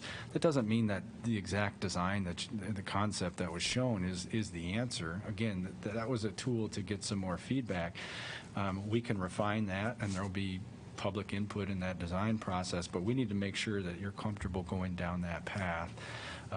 We also have to do long-term planning for revenue sources. This isn't something that we can that just shows up in a budget. A $9 million expansion to Mercer just doesn't happen overnight. It could take new revenue sources. It could take pursuit of grants that can take several years. It could take a referendum. There's multiple paths it can go down, but each of those paths could require a year or more of planning, unlike, again, those more simplistic parks, playground replacements, and shelter additions and things like that. I wouldn't say they were all so simple. The parks, just kidding. I have a sort of a revenue question, which is, you mentioned in a couple of places that there's a 28E agreement with City High and the school district for use of the pool at Mercer and the fields at Mercer. Does that include financial? It does for operations. It has changed over the years. The history of that pool is it was built originally so that they could have junior high swimming lessons as part of the pool, and it had a significant use from the school district. They stopped doing that 7, 8 years ago, maybe. So they still pay us money through the 28E, but they don't have quite the use interest in it that they used to. All right. Thank you much. So, Council, this is major, right? This is a major thing to talk about. What I might suggest is certainly that we feel free to make any comments, but we know that the public is still going to want to comment on this presentation now that it's going to be made even more public through media. I would suggest that we also have this on our next work session, just to continue the conversation. We can certainly have it now, but I think we'll be continuing this conversation a little bit, but I'll open it up. All right, well, I'll start, and maybe I'll start with City Park Pool, because that is the one that's the most likely to move forwards first. And I was certainly open to the idea of changes to City Park Pool with that significant question as to will it alter the aesthetic character of that facility. And again, we're looking at a preliminary drawing, but I have to say when I look at that preliminary drawing, that aesthetic character of the pool, which I kind of view as a sort of classic simplicity of a pool in a forest, isn't represented in that proposal. So my feeling is there's a lot of work that needs to be done if we're going to bring it into consistency with that character. I've talked to a number of people about how they have kind of navigated, the aquatics with regard to City Park Pool and the idea of an aquatic center element. And what they would say was, well, we love City Park Pool, and when we wanted to go to an aquatic center, we'd go to Coralville. And that makes a whole lot of sense to me, given at least what I'm seeing in the City Park Pool concept. The attempt to integrate that quality is extremely challenging, and I'm not seeing an outcome which I could live with in that current proposal. One suggestion I would make is that and this applies to all the facilities. In my view, we're trying to provide things for people to do, and we're trying to provide safe, equitable access to those facilities. One concept that I think might be worth exploring would be, since we're only talking 3 months out of the year, providing some kind of summer session public transit access to Coralville, so that we address that equity gap, an access gap, if we have that. I have a name for it. I would like to suggest we call it the Aqua Bus, as a way of bridging that gap that we have now. But that pool is only 3 miles away from City Park Pool. It's really pretty close. It seems to me we could bridge it. Robert A. Lee, again, the idea that we're trying to provide with our recreation lots of things to do and provide safe, equitable access. With a citywide facility like an indoor pool, it seems to me we really need to focus on public transit as an important element of how we provide that access. And the centrality of Robert A. Lee, in my view, is far superior to Mercer in terms of really all modes, but especially transit. So I'm very hesitant to give up Robert A. Lee because of that centrality. I understand there are issues with the existing condition. It's a 58-year-old facility. I mean, I really do feel that some of the issues we're seeing now, in addition to COVID, are related to the fact that it's a facility or a pool which is at that point in its life where we need to reinvest in it and revisit the program. So in my view, the idea would be to simply commit to the location and then rethink what that pool is, so that we get a better match between what we're hearing in the report, which I think had outstanding information regarding programming issues, and apply that to Robert A. Lee. I would also be interested in seeing if we can identify something that's missing in our regional systems of indoor pools that might be able to fit at Robert A. Lee, so that it has that additional appeal. I mean, it's an indoor pool. That means it's open all year round. I feel that all year round access is extremely important through the winter, and if we can offer something that is not found anywhere else, I think that would help promote the use of the pool beyond its kind of current everyday use that we see now. And maybe I'll stop there. I mean, I have other thoughts, but I don't want to take up and we have limited time before we have to break. I would just sort of tack on to what Councillor Thomas said as far as the Robert A. Lee. You mentioned that it seems like it's not used that much, but I think maybe Councillor Weiner questioned about the aesthetics of it, and perhaps that has deterred people from there. But if we were to modernize it and make those improvements and make sure that the water temperature was the same and consistent, and it was more usable, perhaps the use would go up. Because as a West Sider, I see using that pool versus going clear across to the east side of town to do Mercer all the time. So I prefer trying to do what we can with Robert A. Lee. So on a different topic, on the sort of in terms of prioritization of when we're looking at outdoor facilities, I personally would agree with prioritizing Mercer outdoor facilities. I would probably skip the Eastside Sports Complex. We're coming into a time of real fiscal constraint. My personal preference would be to focus on facilities we have, expand facilities we have if possible. I mean, maybe you could even put in a ball field I don't know if there's interest in putting in a field or a soccer field at Weatherby, for example. There's a lot of room there, or other places where there is room, rather than creating a whole new facility that would have to be accessed by car when we're looking at climate issues and trying to get people to we hope, not drive as much. Actually, I'll follow up on your comments. I don't actually have a lot of specifics to add in terms of prioritizing specific pools or whatnot. I really want to listen more, learn more. I commend the work that's been done already. It was incredibly detailed and dug in at several levels, and I was very impressed by the number of times in which we said, well, what about? And it was like, well, we did consider this, and I want to commend everybody who worked on this. It was a huge effort. But one of the things that I keep circling back to and that I keep hearing is just the monumental price tag to all of this. And so I think one of the things that I need to keep myself aware of, and honestly to let the public know as well, that probably not 100% of people are going to be happy with what the final solution is, or solutions.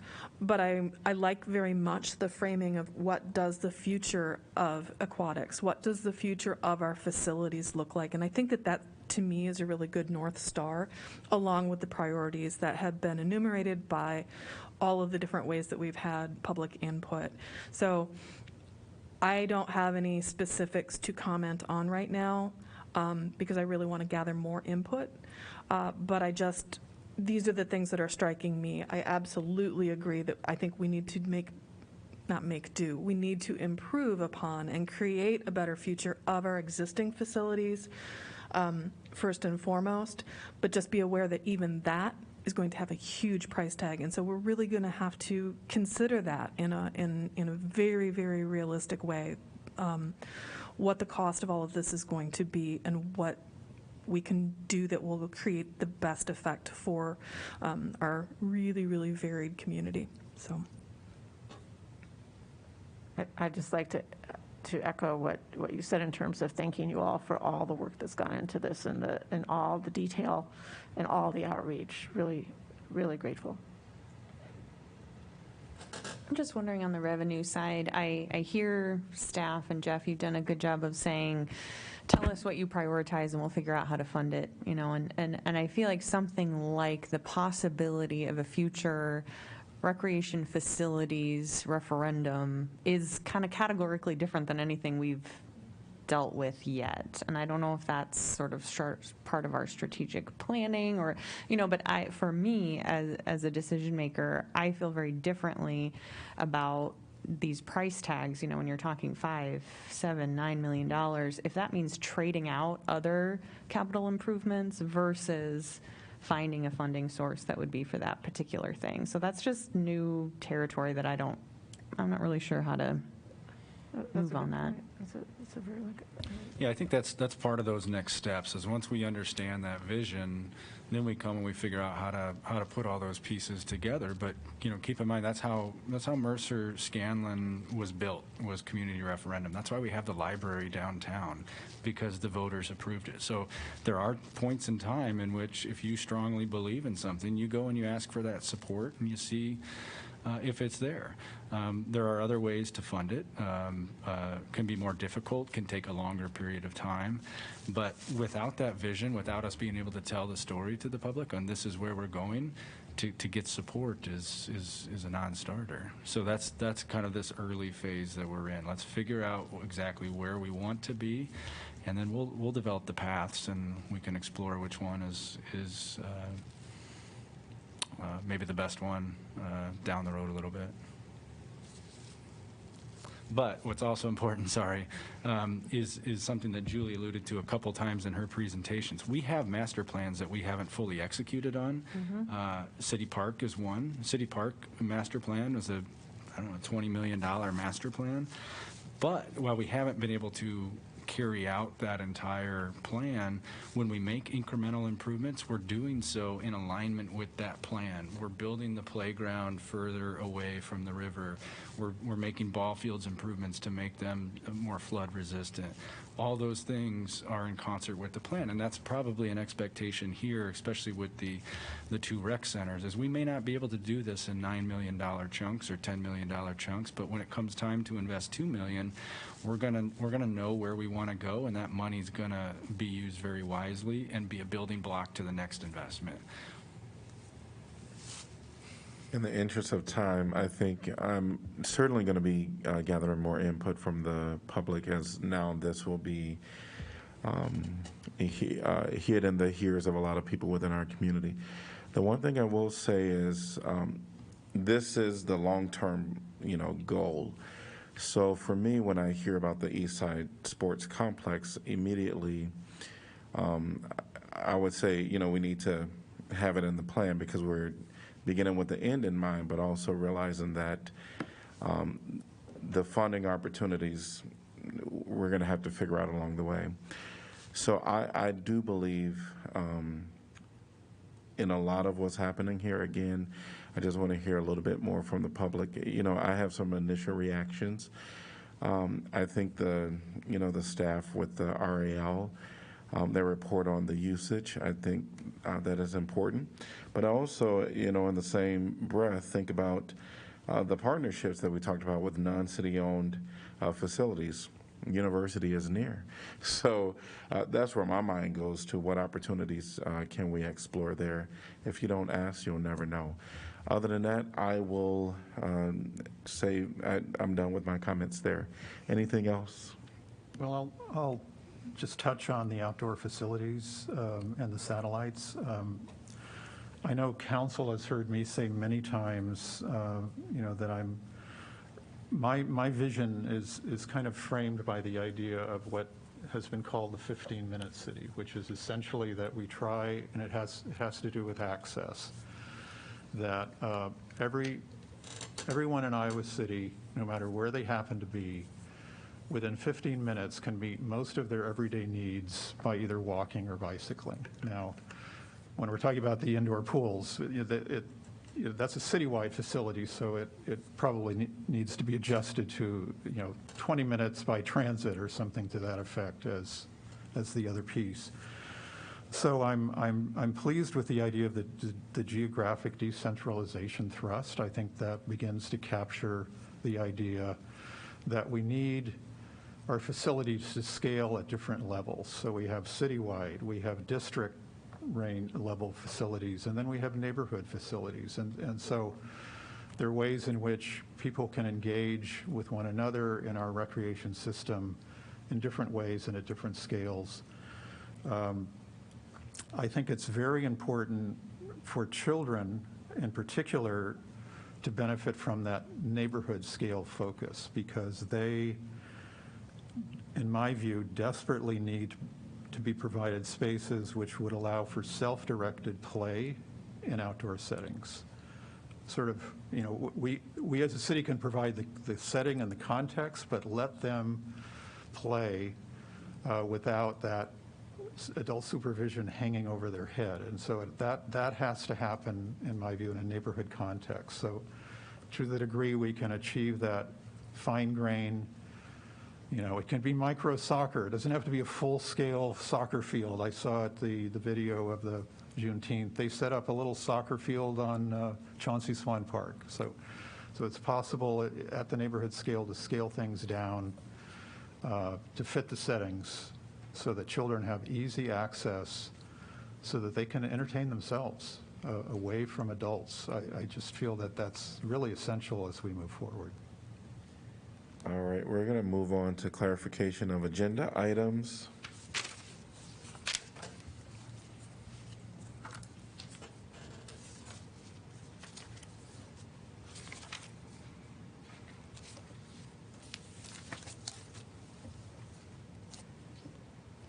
Info packet, June 9th.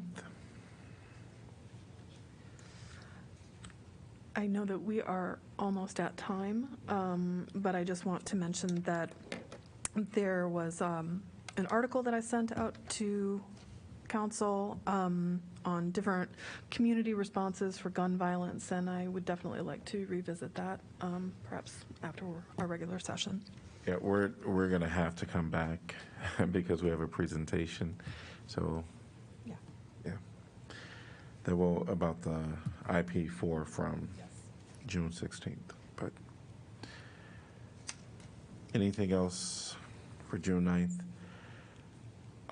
With the exception of, we'll move on to June 16th with the exception of IP4. We're going to have to come back to that after. Yeah, Mayor, just to clarify, we don't have a presentation on IP4, but we would like some direction Okay. from the council if you're Great. comfortable with that grant program. Okay. If you're just needing comments, then I don't know if people are prepared. I did have one question about that. So expenses incurred after March 3rd, 2021 is when this will eligibility process be. I'm concerned that if we only have $400,000, that, people's budget could, take that over right away. Sure. So that's the eligibility date for the ARPA funds. We could revise that to starting, at the beginning of the grant period. We could change that timeline. Yeah, I'm just concerned that it's $400,000 and, this money is to be used before or by 2026. So that's where my concern is. But, That is too small an amount? well, it's too small of amount for the potential of the applicants. Yeah, that's So if we're going back, I think I'm more comfortable moving forward than going back. But that's just my thought process. Because people would have paid whatever by then. They would have had monies. I mean, perhaps this could be something where within the application process, there's just some place where they can explain how post-pandemic they have been impacted. Sure. Yep. That then would sort of show that it's like, if it wasn't for COVID, we wouldn't quite be in this kind of a situation.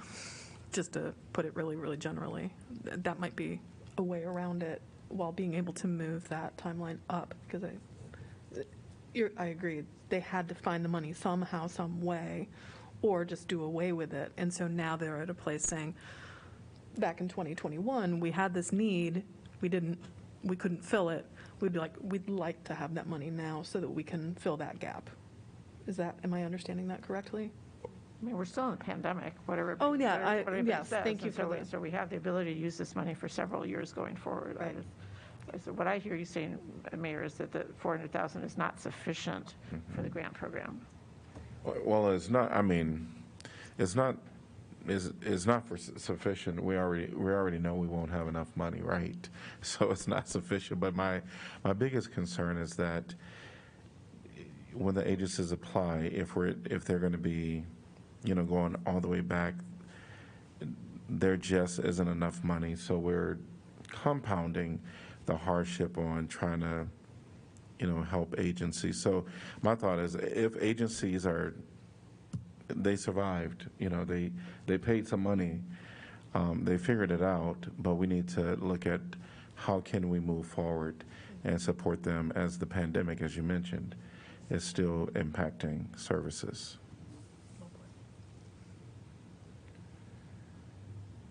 So I don't know if anyone would agree, would support maybe moving this date to I think we July just do 1. it when we release or award the grants. It's typically just, moving forward. This is going to be helping your needs moving forward, and clarify that past expenses won't be eligible. That's perfectly normal for a grant program. Yeah. And it goes in line with what we've already approved for CWJ as well. So Are people in agreement? All right, we have majority support for that. Any other comments about this? Just promote the heck out of it. Yeah. All right, And thank you for working to yes, wrap this all together so quickly. yes. All right, we're going to pause here and we'll return back to our work session after our formal meeting. We'll be back at 6 p.m. for the formal meeting.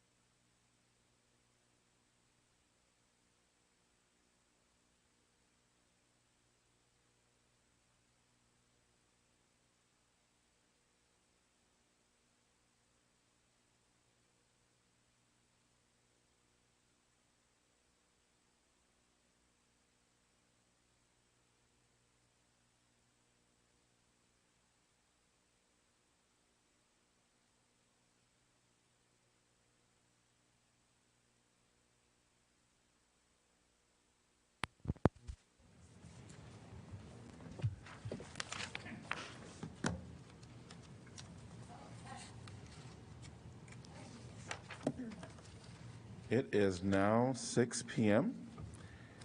and I am going to call this meeting to order for the City of Iowa City, June 21st, 2022. Roll call, please. Alter. Here. Burgess. Here. Harmson. Taylor. Here. Teague. Here. Thomas. Here. Weiner. Here. All right. Well, welcome back, counselors, and welcome to everyone that is in the audience in person and also on Zoom. To those that are in person, welcome to your City Hall.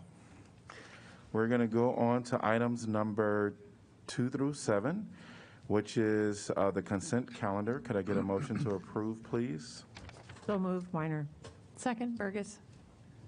Anyone from the public like to discuss any item that is on the consent agenda? And there will be an opportunity for a public comment on any item that is not on our agenda.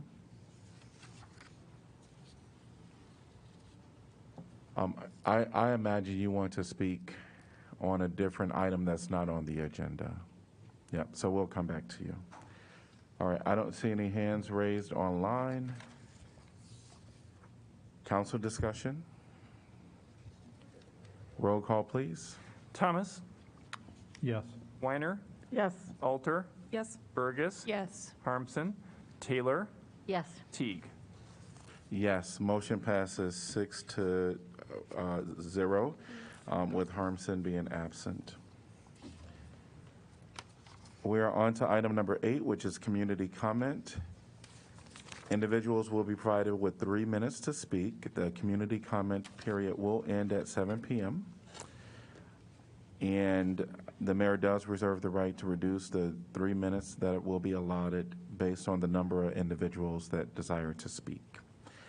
At this time, I'm going to ask that when you do step up to the podium to speak, there is a sticker on the back, in the back of the room, that you can pre-write your name and where you reside. But when you come up to the podium here, we're going to ask you to state your name and the city where you reside. And welcome. Thank you. Amy Kretkowski, Iowa City. I have some written comments. I'm here to express my support for keeping the downtown Robert A. Lee Pool open and for making necessary repairs. I'm also here to express my strong opposition to the proposed redesign of the City Park pool that would eliminate more than half of the existing lap swimming lanes. I have 2 main points to make. First is that it's not really clear what evidence actually supports the recommendations that you heard today regarding the Robert A. Lee Pool. Earlier this month, one of the Robert A. Lee Pool supporters submitted a records request to get information sort of underlying the what was sent to Barry Dunn, the consulting firm. And the response was, as anticipated, a bit of a data dump of stuff that was, some relevant, some maybe not so relevant. It's not really clear which, if any, of these documents were given to Barry Dunn. There's no correspondence from the city or Parks and Rec to Barry Dunn that would outline the information that was provided. The biggest concern that I think came up in the discussion earlier was about the usage of the Robert A. Lee Pool. And from the information that we got about usage, it's really not clear about the validity of the raw data that was used to determine the usage. The usage of the Mercer pool was a nice Excel spreadsheet, and it said it was received from pool passes and drop-ins, and the Robert A. Lee pool, it says it's from security cameras, or they said here that it's from security cameras. It's not really clear which security cameras were and what they were recording. So it's not entirely clear. I'm a regular lap swimmer there. I can tell you from the times that I go there, there's way more than 2 people in the lap lane in the times that I've always been there, and I swim there probably about 3 times a week. There wasn't really an accurate response to the question about the number of lifeguards, which was a little concerning because one of the reasons given for maybe closing the pool was that there weren't enough lifeguards. Another reason was said something about it being built on a bomb shelter, and the evidence to support that was a picture of a sign that said fallout shelter, which was kind of humorous. And we're going to submit another request and try to get some clarification on some of this information, but we really would ask that the City Council take a closer look at the actual information, if you can get the actual data that was used on. Thank you. Whoa. Thank you. Yes. Oh. Thank you. Shoot. Yeah, I so didn't anyone get to the else? second point. Yeah, so anyone else Okay. that would like to come up and address a topic that is not on our agenda, please step to the podium. Okay. Thank Someone you. else talk about City Park Pool, please?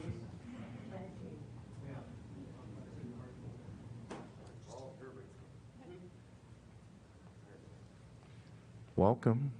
Please state your name and where you reside. My name is Dr. Lim. I am a retired professor from the College of Medicine.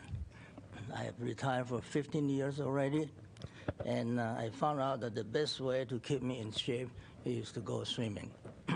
I've tried all the swimming pools in the city, the city pool, outdoor, and field house, and the auditorium, all of them, and I eventually came to the conclusion that the Robert A. Lee pool is the best suitable for me, best suitable for senior citizens, because it's not, I do lap swimming, it's not too long, not too short, temperature is just right, it's on the high side, which is good for senior citizens, and it's well utilized and well kept, so I stick to it because it's just right for me. So I go there 3 times a week.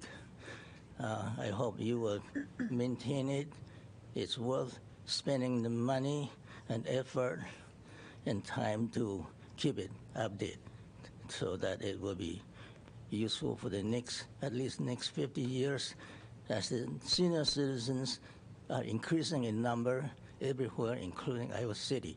I think you'll be doing a great service to all of us. Thank you. Thank you. And then there is a little basket if you aren't perfect. Thank you. Anyone else want to address a topic that's not on our agenda? Please step up. I actually already put my card in there. Great. So. Welcome. Yeah, great to be here. Thank you. City Park Pool is 70 years old, and state your name and where you reside. I'm sorry. Yeah, Jerry Prothero, Iowa City. Thanks, Bruce.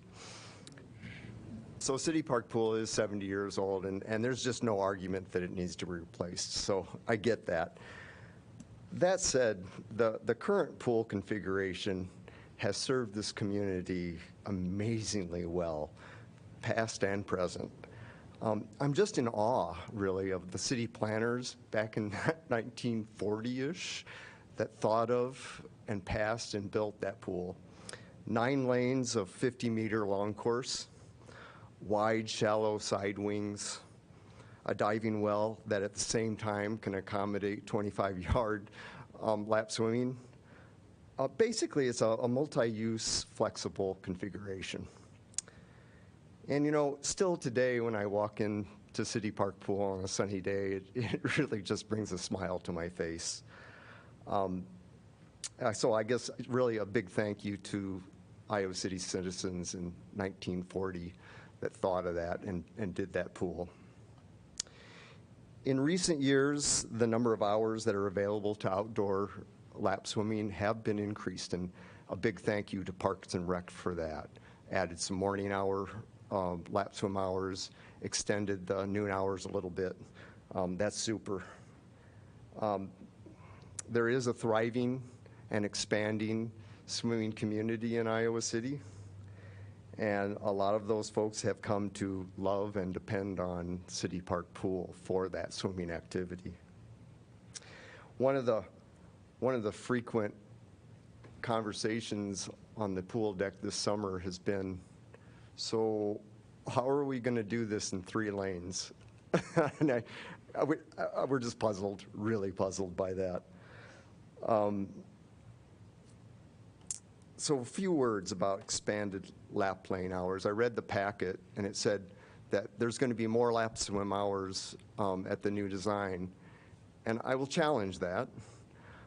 It's true that there won't be 50-meter, but there are 25-meter or 25 yards all the time that the pool's open currently at City Park Pool. So it gets used hard. There's a lot of lap swimming going on. The other thing I want to address is that most of us work, or a lot of us work, and when we can swim is morning, noon, and night. Those are always going to be busy times. 3 lanes aren't going to cut it during those busy times. So in closing, what I just want to say is that, we get one shot at this. Get one shot at doing this right, and so let's do it right. Thank you. Thank you. And people can just come on up. Yes. Yep, and you can even stand in line and if you desire. Welcome. Thank you.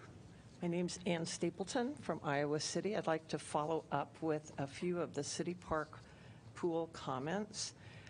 First of all, the key summary findings are, and this is on page 42, are to retain the City Park Pool's original aesthetics and character. And again, just to follow up the comments just made a minute ago, there are not enough lap lanes provided in the new pool plan, and that most prefer, who followed up with the findings, the traditional footprint. An important thing to note is that the Parks and Recreation Commission voted to recommend the redesign of the City Park Pool at the council meeting on May 23rd, but the public comment period did not close until June 4th. And the City Council, I would like the City Council to consider that and think about why this recommendation was made prior to the closure of the public input for that, especially because the recommendation is not in line with the key findings and community feedback. One of my primary reasons to be here tonight is because I very much support the Robert A. Lee Pool. I have swum there for 36 years. It is in the heart of Iowa City. It's accessible to all ages and compatible with the city goals of downtown services that promote a walkable urban community. I could speak much longer. I'll try to hold it to 3 points in the 3 minutes. First of all, the location itself provides a far more equitable and environmentally sound solution than the proposed closure and transfer of swimmers to Mercer's Aquatic Center.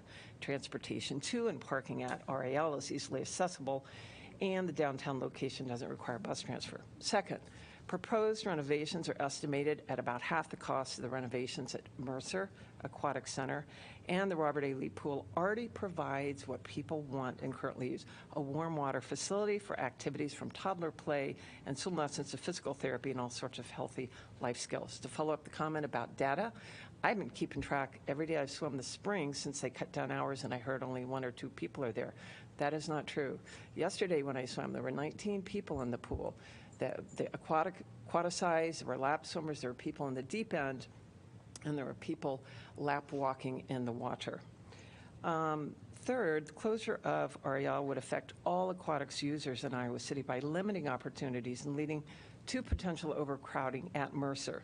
There are also many times when Mercer Pool would not even be accessible, such as during high school swim practices and meets. I've been heartened but not surprised by the widespread support for keeping the Robert A. Lee Pool and renovating it. I've been swimming there, as I said, a long time. I've made many close friendships, worked my way through a variety of health challenges, and established a healthy lifetime habit of swimming simply by taking advantage of this wonderful centrally located facility. So please keep, repair, and renovate. Thank you. Thank you. Tom Cassavant in Iowa City.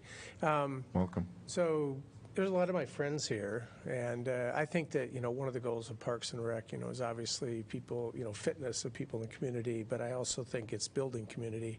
And, one of my experiences that is, I agree with what I've heard, about the pool and about the number of lanes and that. I just want to kind of remind everybody how much community building goes on at these facilities. And when I started swimming at City Park Pool, I met people that I would have never met any other way. And because of that, we formed a very active community and started an open water swimming club that is just, it's really remarkable. I mean, I'm not aware of another thing that has happened like that anywhere in the Midwest, and I'm kind of connected in that community. So I just want to, put that out there, that there's a lot more that's going on than people just getting in and exercising. I think it's, I'm a grandpa now too, and when my grandkids come and swim, I definitely was excited when I saw the new design of City Park Pool. So it's not as if, at least for me, I'll speak for me, that I think that this new design is just terrible or something like that. I think there's a lot good there, and I think there's a lot that is responding to things that are wanted by parts of the community. So that's really great. And it just seems to me that the expansion of those 3 lanes to something a little more realistic, maybe not 9, but something that might not make everybody feel like, oh, well, 50-meter lap swimming is over for me because I just can't go and share a lane with 5 or 6 other people at the same time. I think that really is a challenge for a lot of people. And I don't know how many of you are swimmers, but if you're sharing a lane and circle swimming, you have to find a lane where you have kind of a compatible pace with the other people. And if you only have 3 choices, it's going to be tough. So I would just encourage you to see if there's a way to just modify that plan so that we can accommodate the kind of demand that actually exists right now. Thanks. Thank you. Welcome. My name is George Tresnak. I recently moved back to Iowa City after being absent for a long time. And I saw the big sign at the Robert A. Lee swim. So I was really looking forward to when that would be reopened. And when it was reopened, I resumed swimming. I'd been swimming in northern Wisconsin. And I underlined the comments of the doctor that it's the ideal for people as far as health goes, because as far as maintaining A1C, as soon as I started swimming again, well, I had no problem. So I think the consultants, the analysis by consultants on the Robert A. Lee pool is very, it's debatable at best and seriously flawed at worst. And the I think that the one thing the council doesn't want to do at a time when there are all kinds of anti-democratic tendencies is to take benefits away from one group of people to give them to another. So that's all I've got to say. Thank you. And if you're seated and you're just waiting, just lift up your hand and I can call you up at any point. So we'll go here, we'll go to the next 2, and then we'll go to you. Thank you. Welcome. Hi. My name is Susan Melliker, and I live on Ridgeway Drive. And I'm a lifelong Iowa Citizen. I was born and bred here, raised my family here. One thing I really wanted to clear up right now, which was I found highly offensive, is when Julie said she did not understand where the idea that a bomb shelter was under the rec center pool came from. I'm going to take 30 seconds of my time, and I'm going to play you an excerpt from the May 23rd Parks and Rec Commission meeting, where one of those consultants from Barry Dunn said this. And the pool in this facility is 58 years old, and the pool is built on top of a bomb shelter. So when the pool gets renovated, it's going to be very costly to dig down and repair what needs to be repaired. You guys look surprised by that. The concrete under this building is at least twice what it would typically be in any other building, which is what we've run into with both of our recent renovation projects. So just an interesting fact. So I wanted to clarify that. I was really insulted by that because it came directly from the consultants, from Barry Dunn, and it came from the Parks and Rec Commission meeting on May 23rd. And at that meeting, I mean, there's so much to unpack here, but at that meeting, we were actually, I actually do Aquasize. I mean, Iowa City has been a swimming town my whole life. Even Irving Weber swam on the University of Iowa swim team. And So my current water fitness of choice is Aquasize, which I do 3 times a week, twice a week at the rec center right now because of my schedule, and once at City Park since it opened for the summer.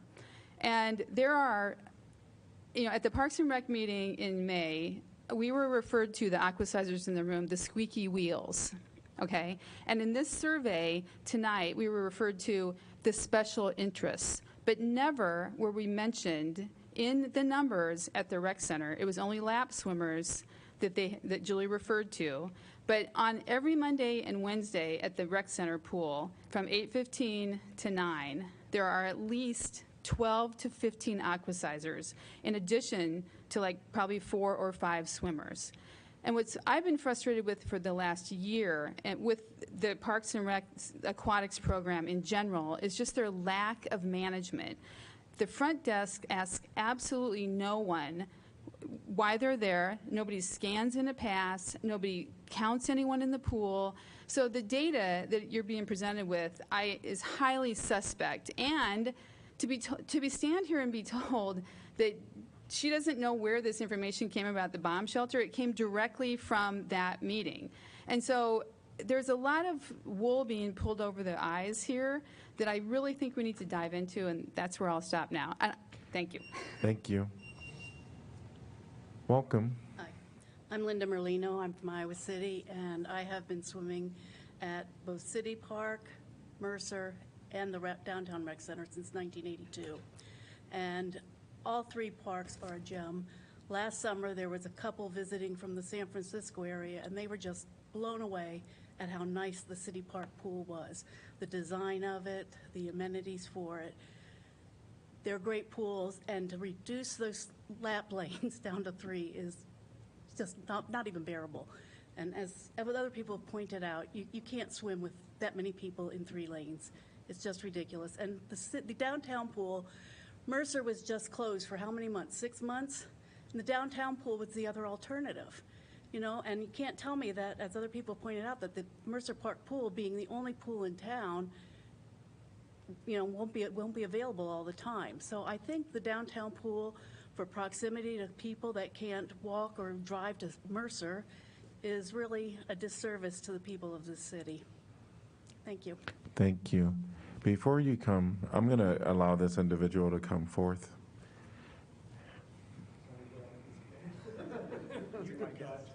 Welcome. Hello, my name is Hal Ide. I live in Iowa City. I'm a swimmer. I swim a lot at City Park.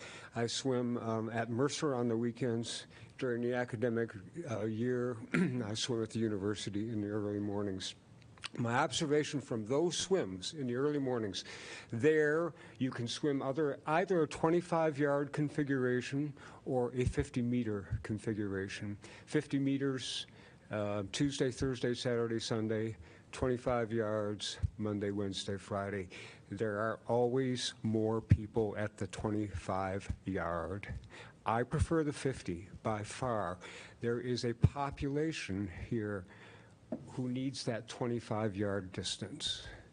With the current configuration of the City Park pool, they can have that sometimes, and sometimes we have 50.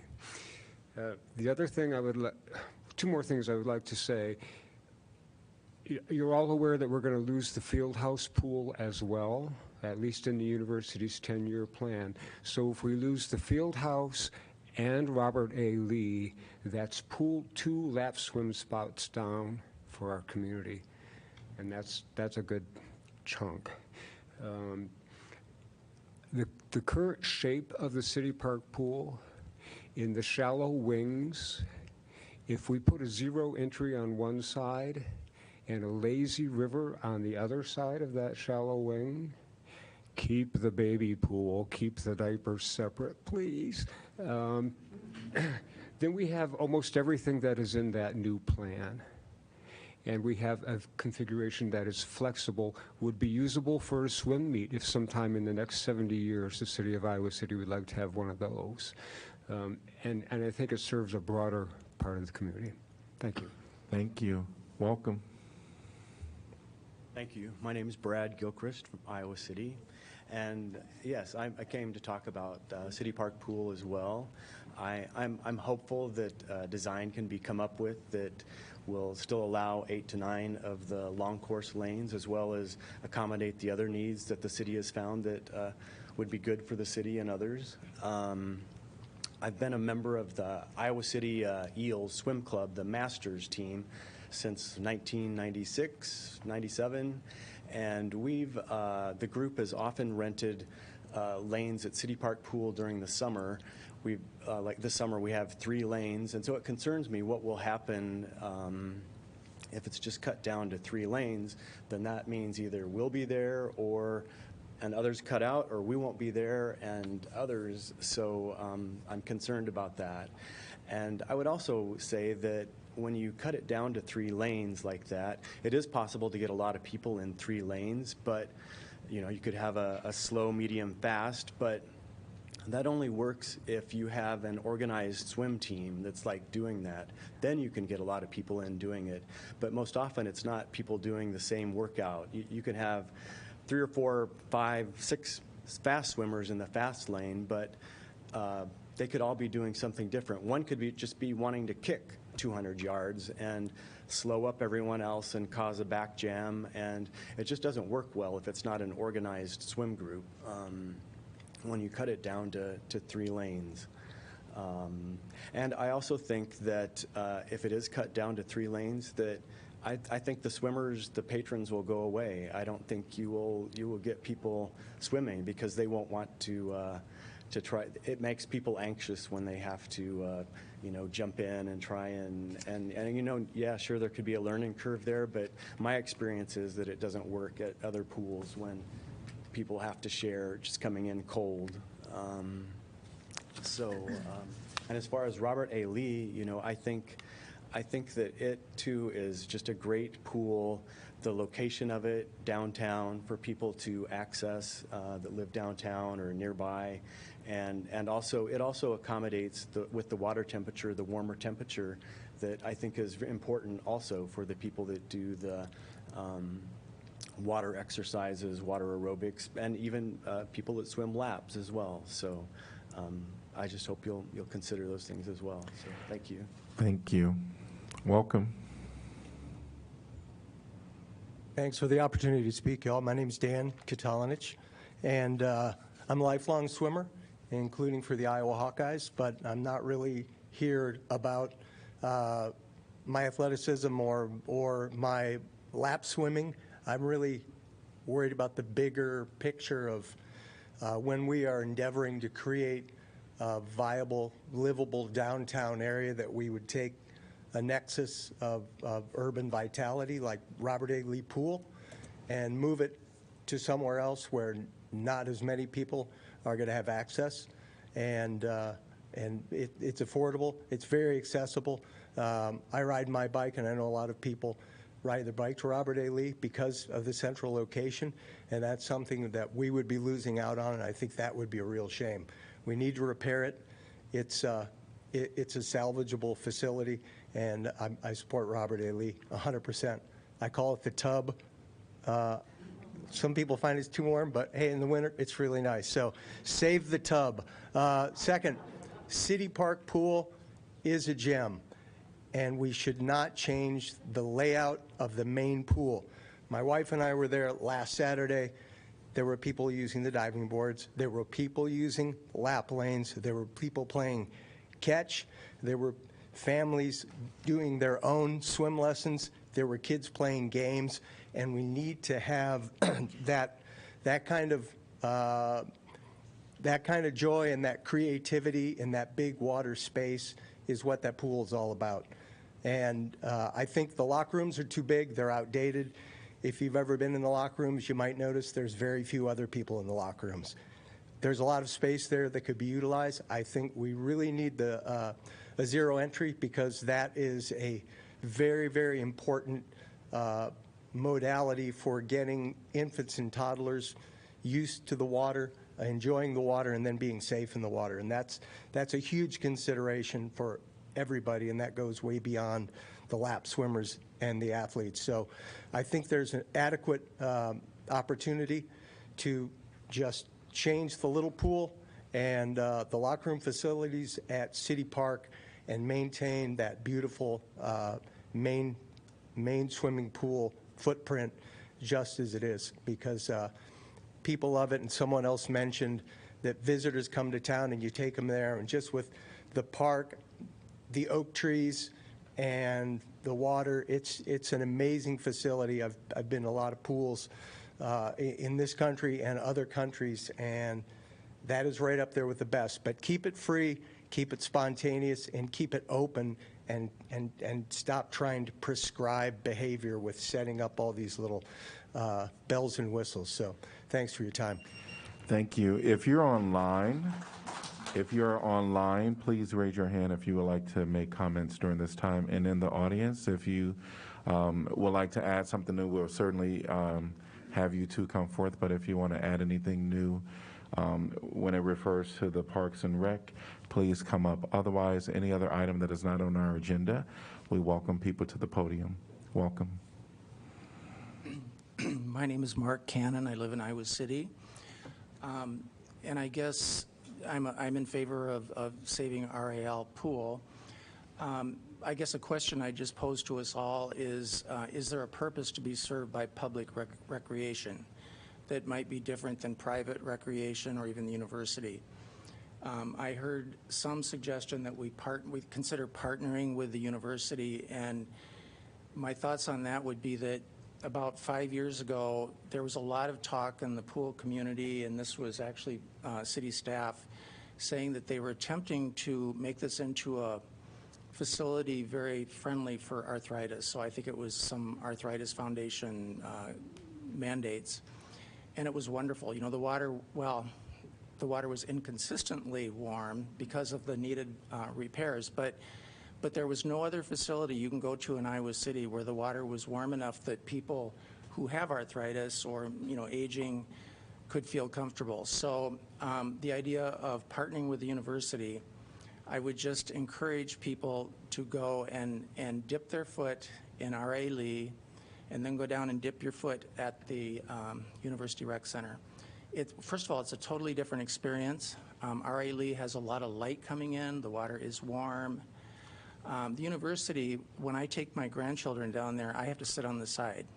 It's cold. Not to mention the fact that it's expensive. So right now, I think I'm correct in saying that if you're not a university employee, that you would probably pay in the neighborhood of maybe $500 a year. I don't know, people could correct me on that. I don't want to give misinformation, but at any rate, it's expensive. My pool pass at R.A. Lee, I think, was 200 and some. I've forgotten, 270 maybe. So let's say approximately half. So public recreation has the potential to reach out to people, people that have much less means than I do. And I think that's what we should be doing in public recreation. Therefore, this serves a wonderful purpose that nothing else in town that I know does. Thank you. Thank you. Welcome.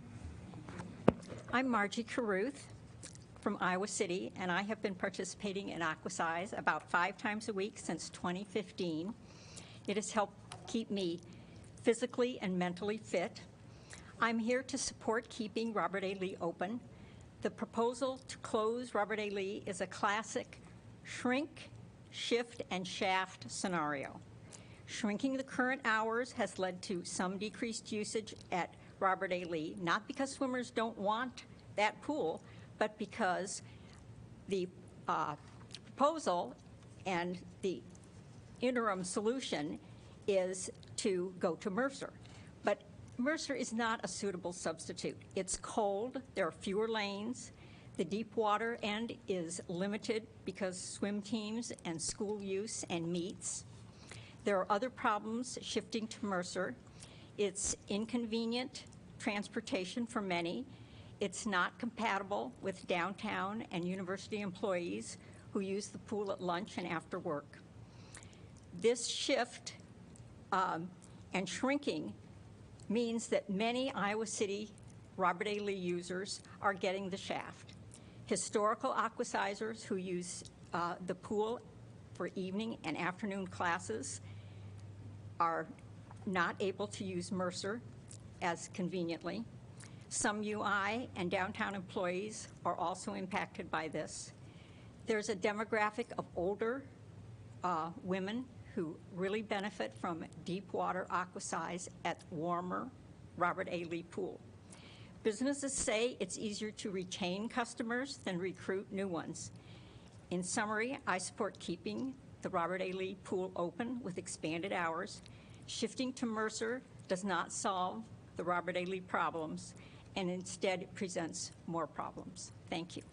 Thank you.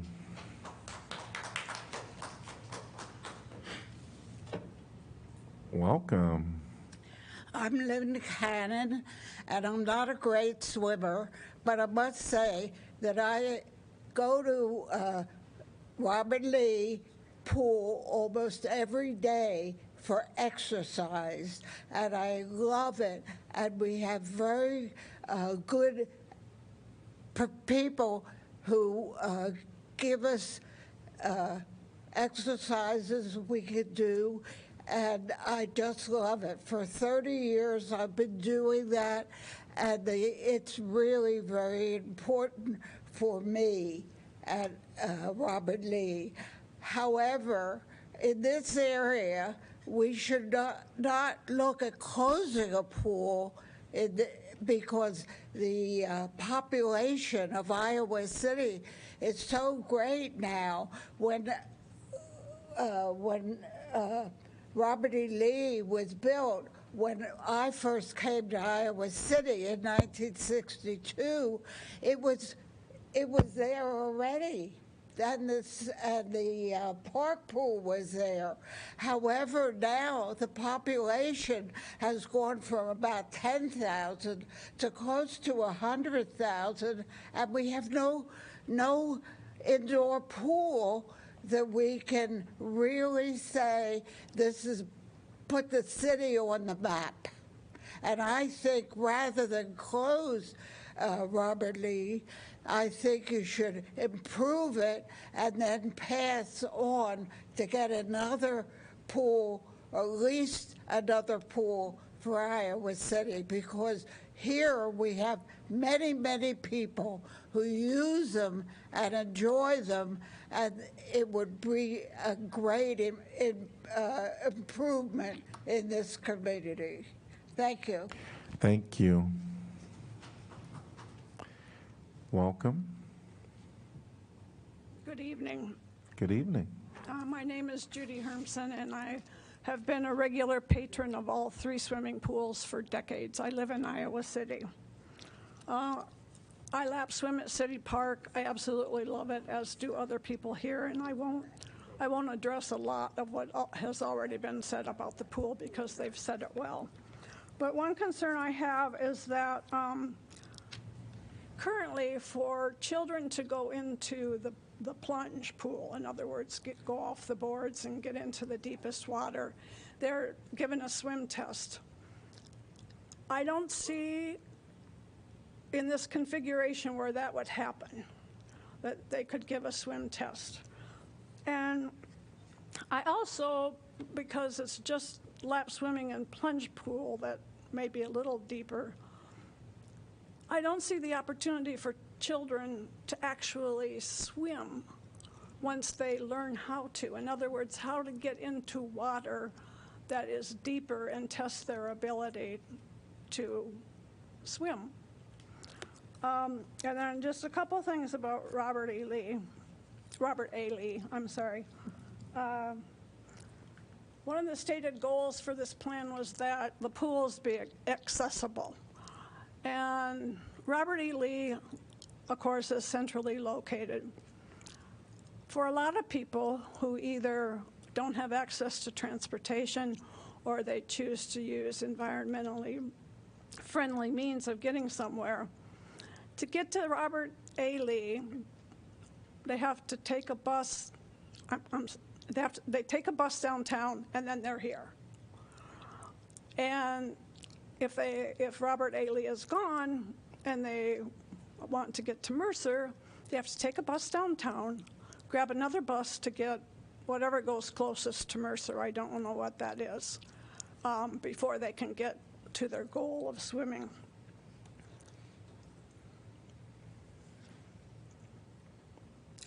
So I think that's everything I have to say. I want to thank everyone who's been involved for giving us a chance to provide feedback at early meetings and through the survey and at this meeting. Thank you very much.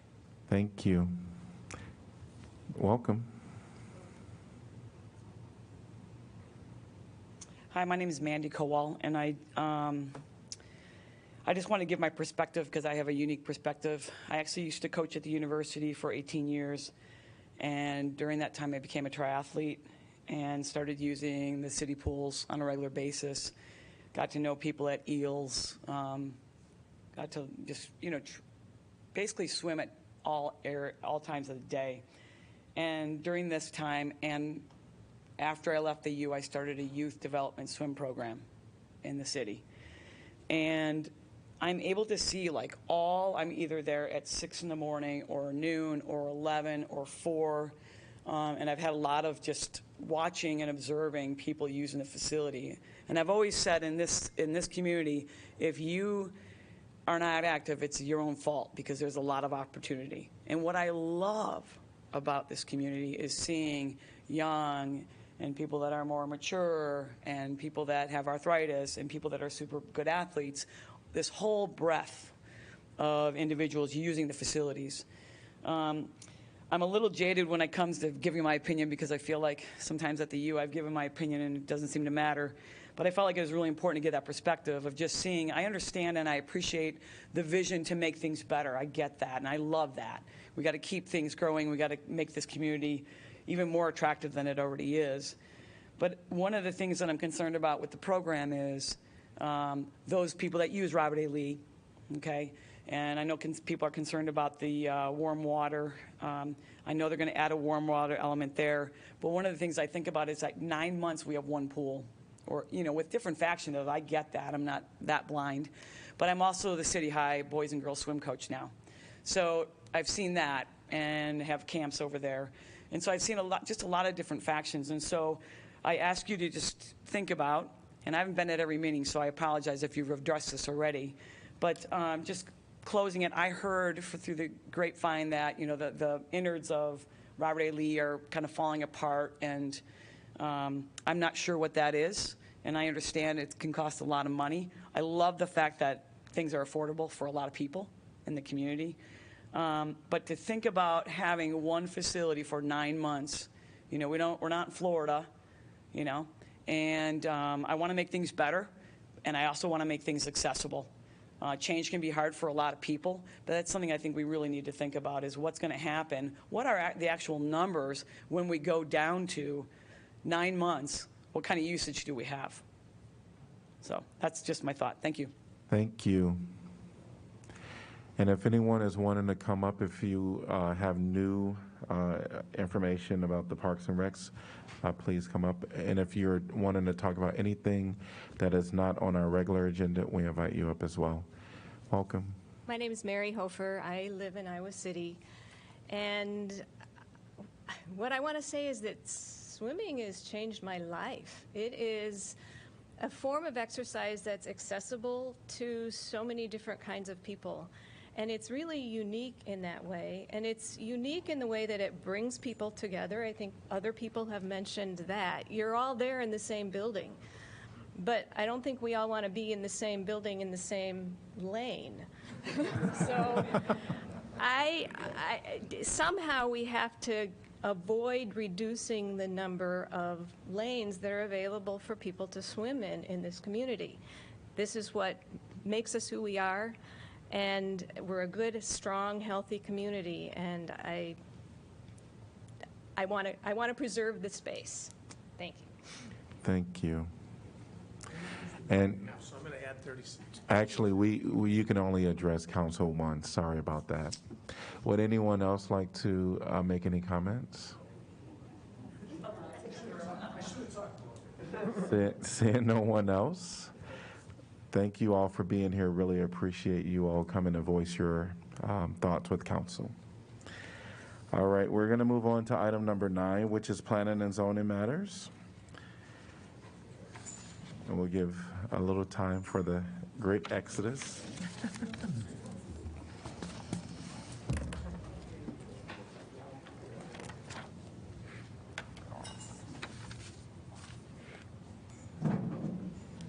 That sounds so muffled today. Is it just me? Okay.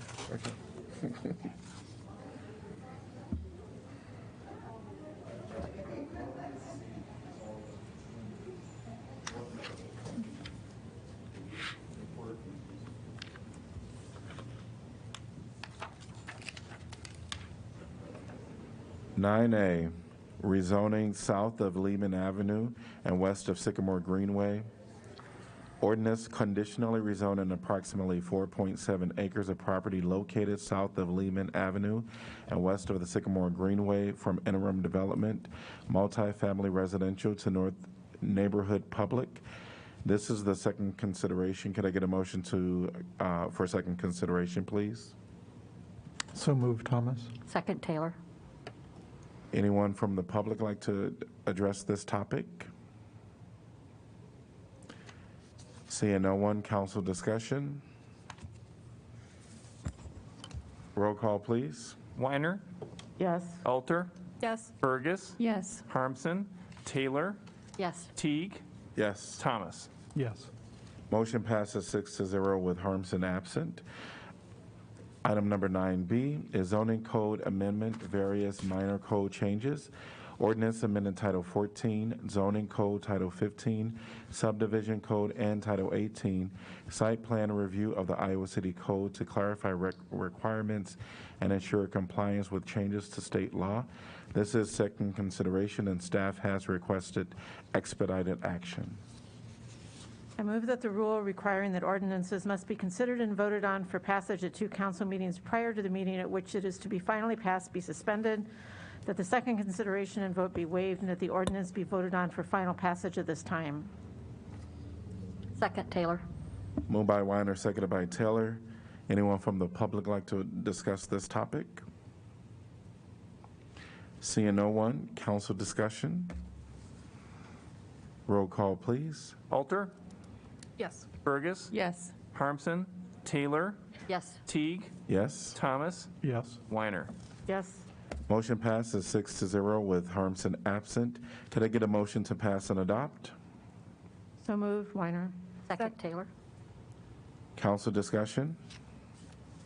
Roll call, please. Burgess, Yes. Harmson, Taylor, Yes. Teague, Yes. Thomas, Yes. Weiner, Yes. Alter. Yes. Motion passes 6-0 with Harmson absent. Item number 10, Highway 6 Trail. Resolution approving plans, specifications, and estimate of cost for the construction of the Highway 6 Trail project.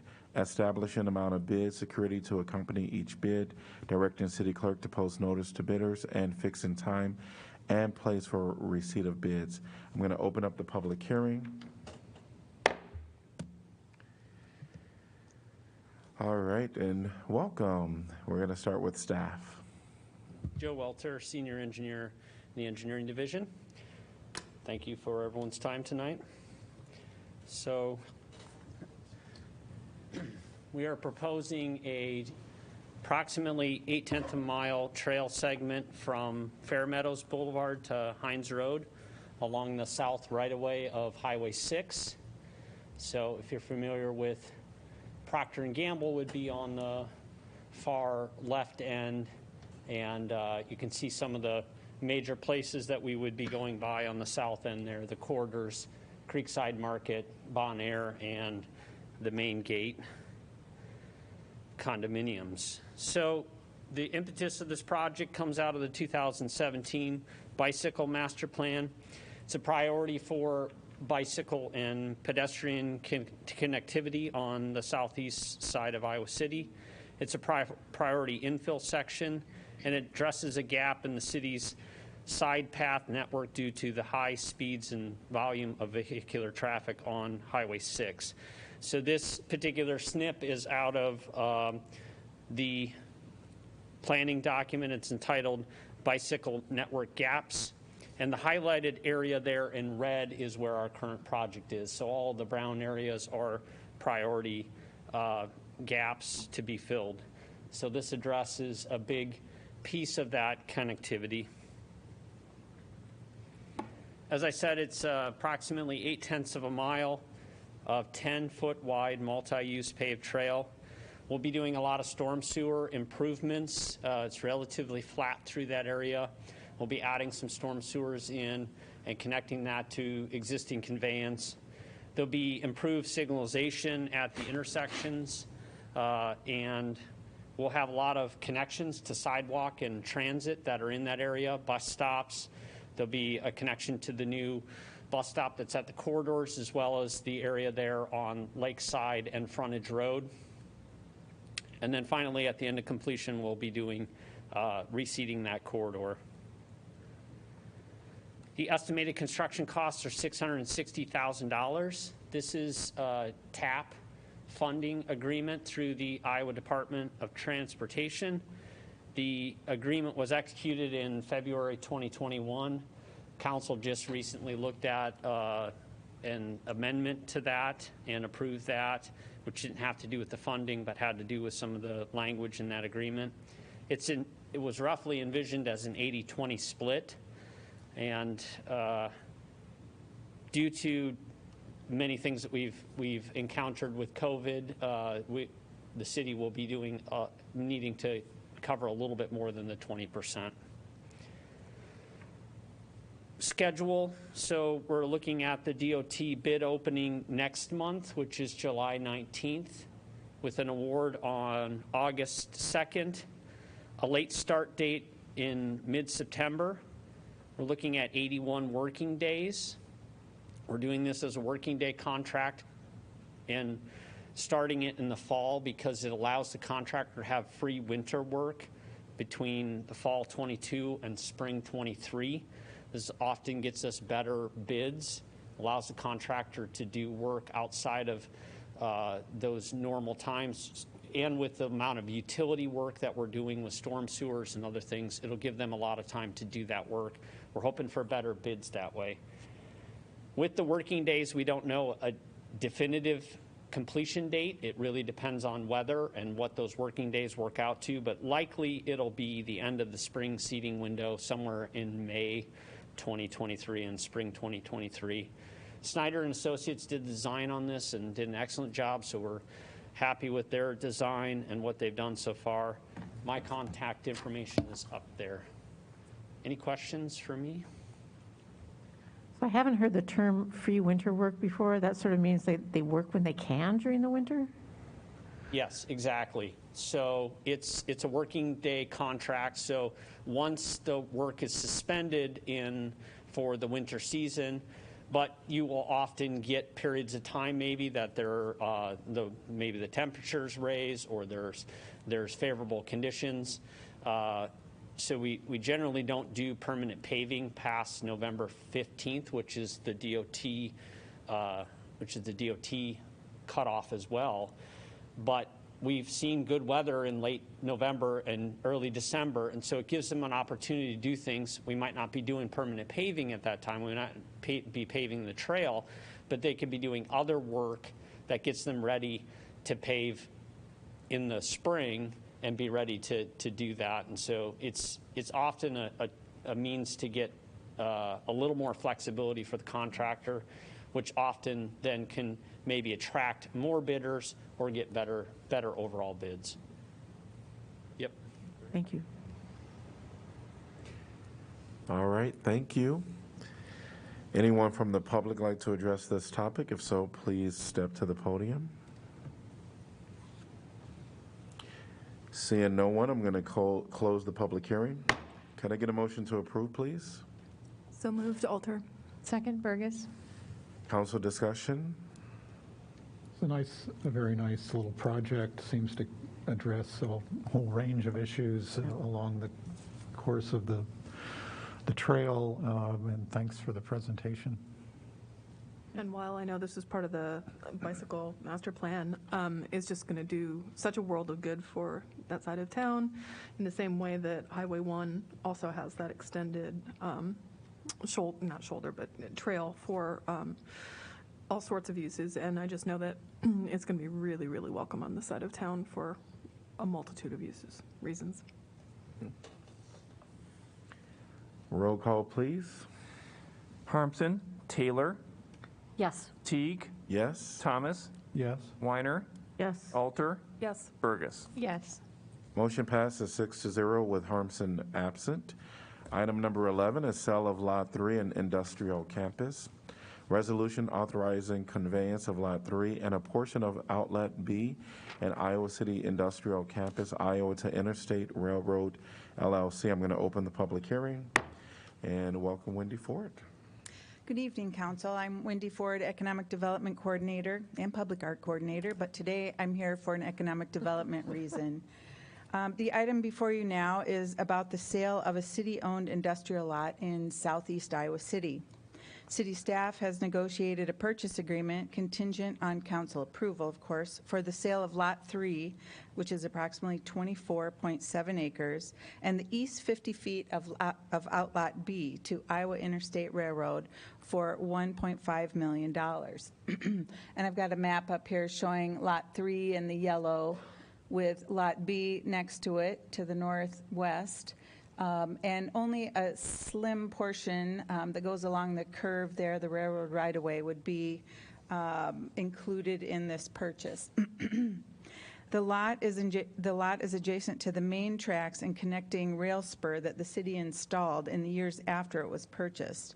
The city has marketed the larger industrial campus since 2008, and to date has sold one other lot in the area, and that was to Alexander Lumber, now RP Lumber. We sold that in 2018.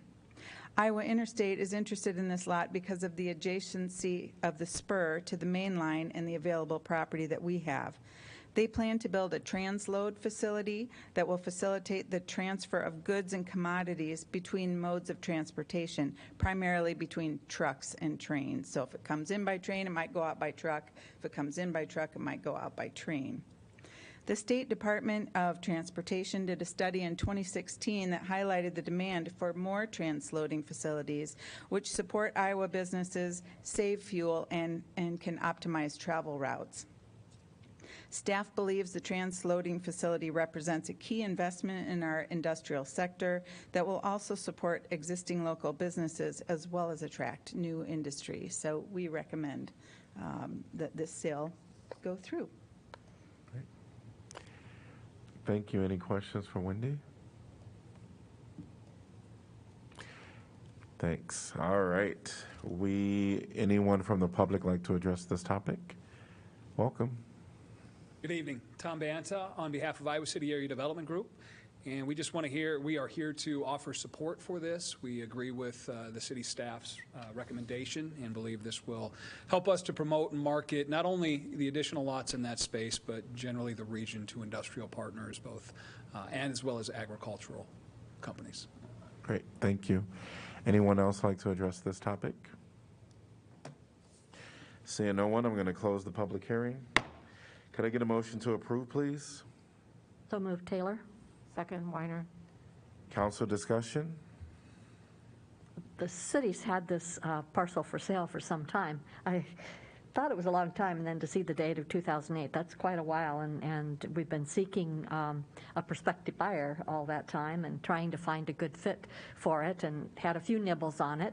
So I was very happy to see this, and I have to admit I knew very little about a transload facility, but it sounds like an excellent idea and something that's much needed in the area. Apparently there's one in Newton, but that's quite a ways away, and so it sounds like a really good thing, and I'm in favor of it.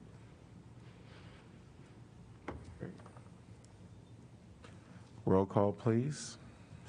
Taylor, Yes. Teague, Yes. Thomas, Yes. Weiner, Yes. Alter, Yes. Burgess. Yes. Harmson. Motion passes 6-0 with Harmson absent. Item number 12 is approval of the fiscal year 23 annual action plan.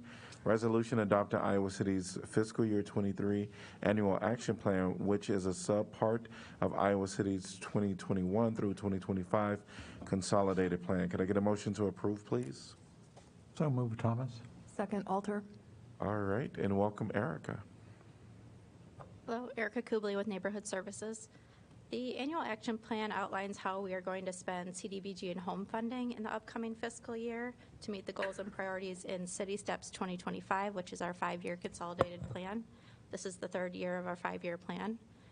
We've been allocated $730,874 in CDBG funds, which is just slightly less than last year.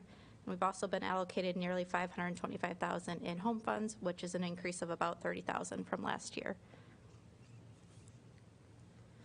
This slide shows CDBG and home funding over the past 25 years in actual dollars, with CDBG at the bottom and home stacked on top.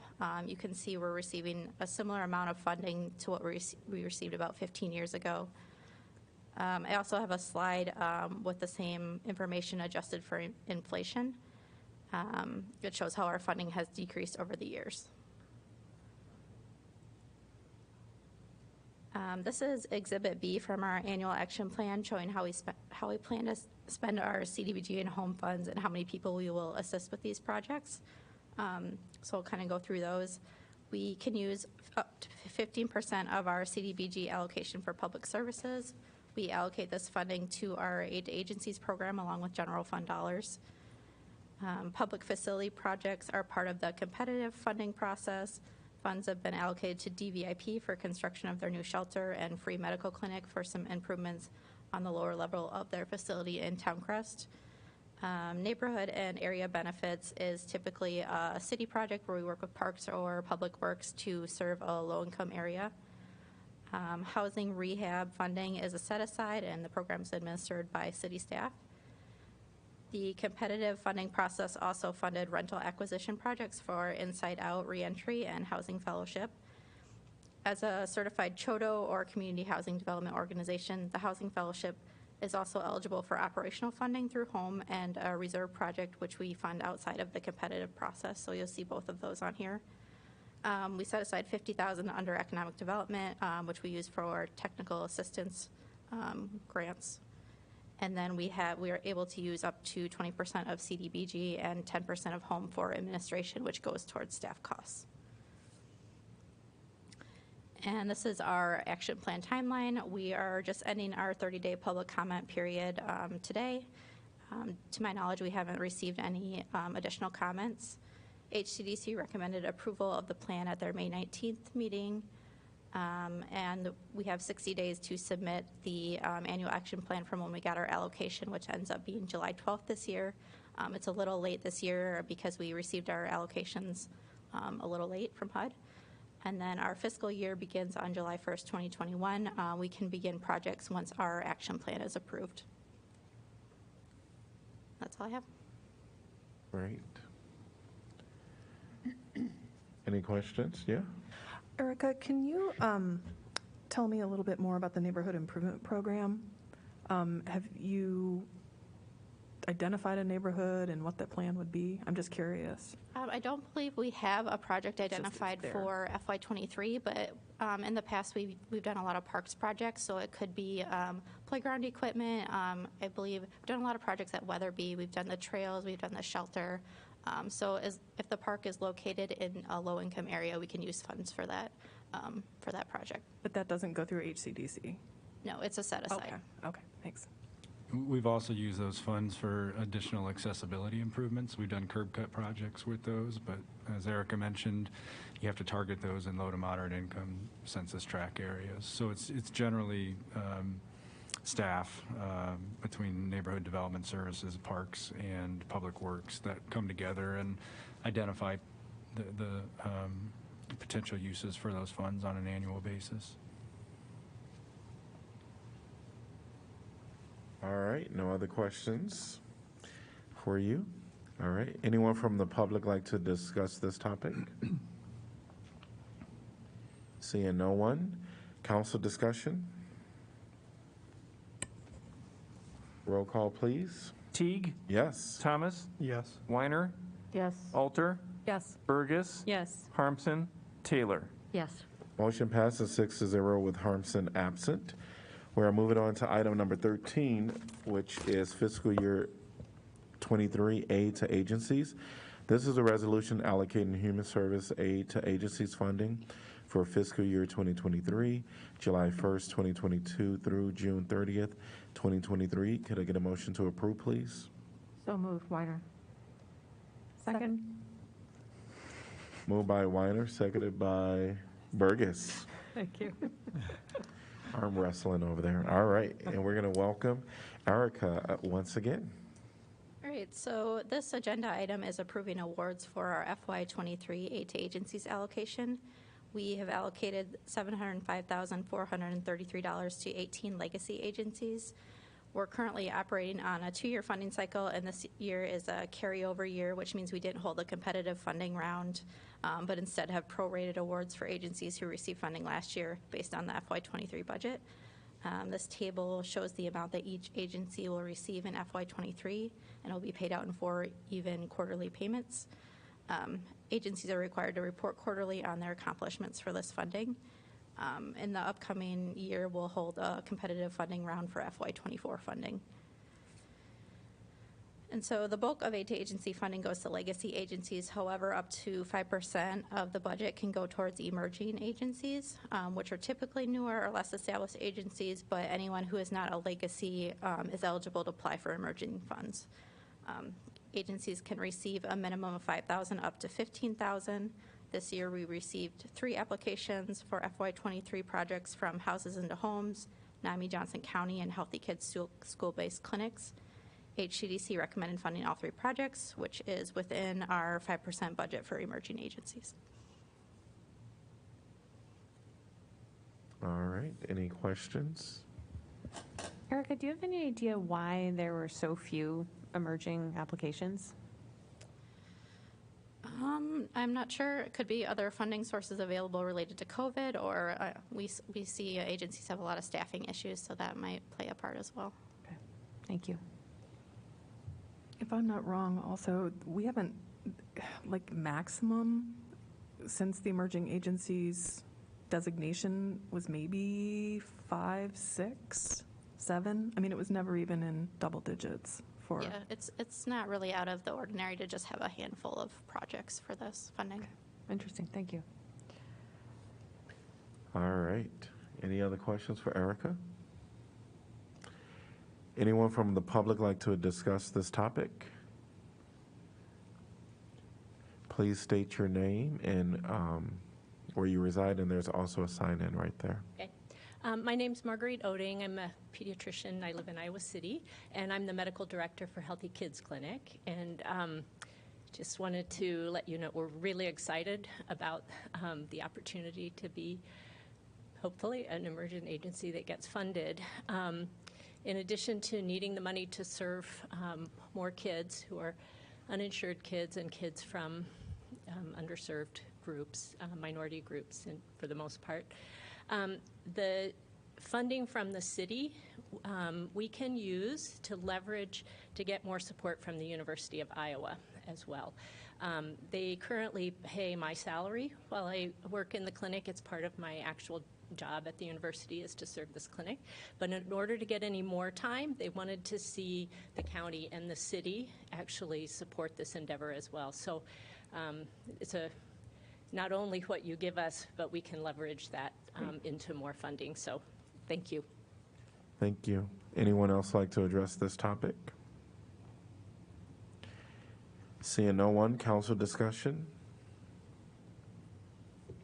What was just said strikes me as one of the things that we talk about sometimes, how to be able to, how dollars from us or another organization can leverage additional dollars. So it's really a win-win in many ways. Mm-hmm.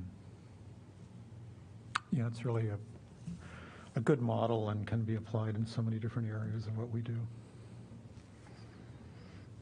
Great. Roll call, please. Thomas? Yes. Weiner? Yes. Alter? Yes. Burgess? Yes. Harmson?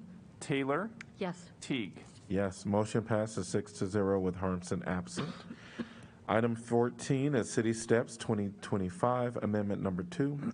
This is a resolution approving Amendment Number 2 to the Iowa City Consolidated Plan for fiscal years 2021 through 2025. Could I get a motion to approve, please? So moved, Alter. Second, Taylor. All right, and we're going to go to Erica back to back once again. So this item is also related to aid to agencies. Legacy agencies who are eligible to apply for city aid to agency funds are identified in City Steps 2025. This was something new that we added in 2019 as part of the current 5-year plan in order to restore aid to agencies as an ongoing stable funding source for local service providers. Our intention was that we would have an opportunity to reevaluate the list of agencies with each new 5-year plan. Currently, there are 19 eligible agencies which are listed on this slide. I will note that Housing Trust Fund of Johnson County is a legacy agency but did not apply in the most recent fund round because they receive administrative funding through the city's Affordable Housing Fund. So this past fall, we received a request from Center for Worker Justice to be added as a legacy agency. Since this was the first request of this nature, we took it to HCDC to determine how to proceed.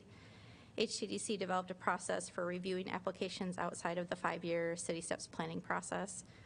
Rather than just looking at the request from Center for Worker Justice, they determined it would be fair to give each of the previously awarded emerging agencies an opportunity to apply for legacy status. And so there were 5 agencies that met this criteria, and all 5 applied for legacy status.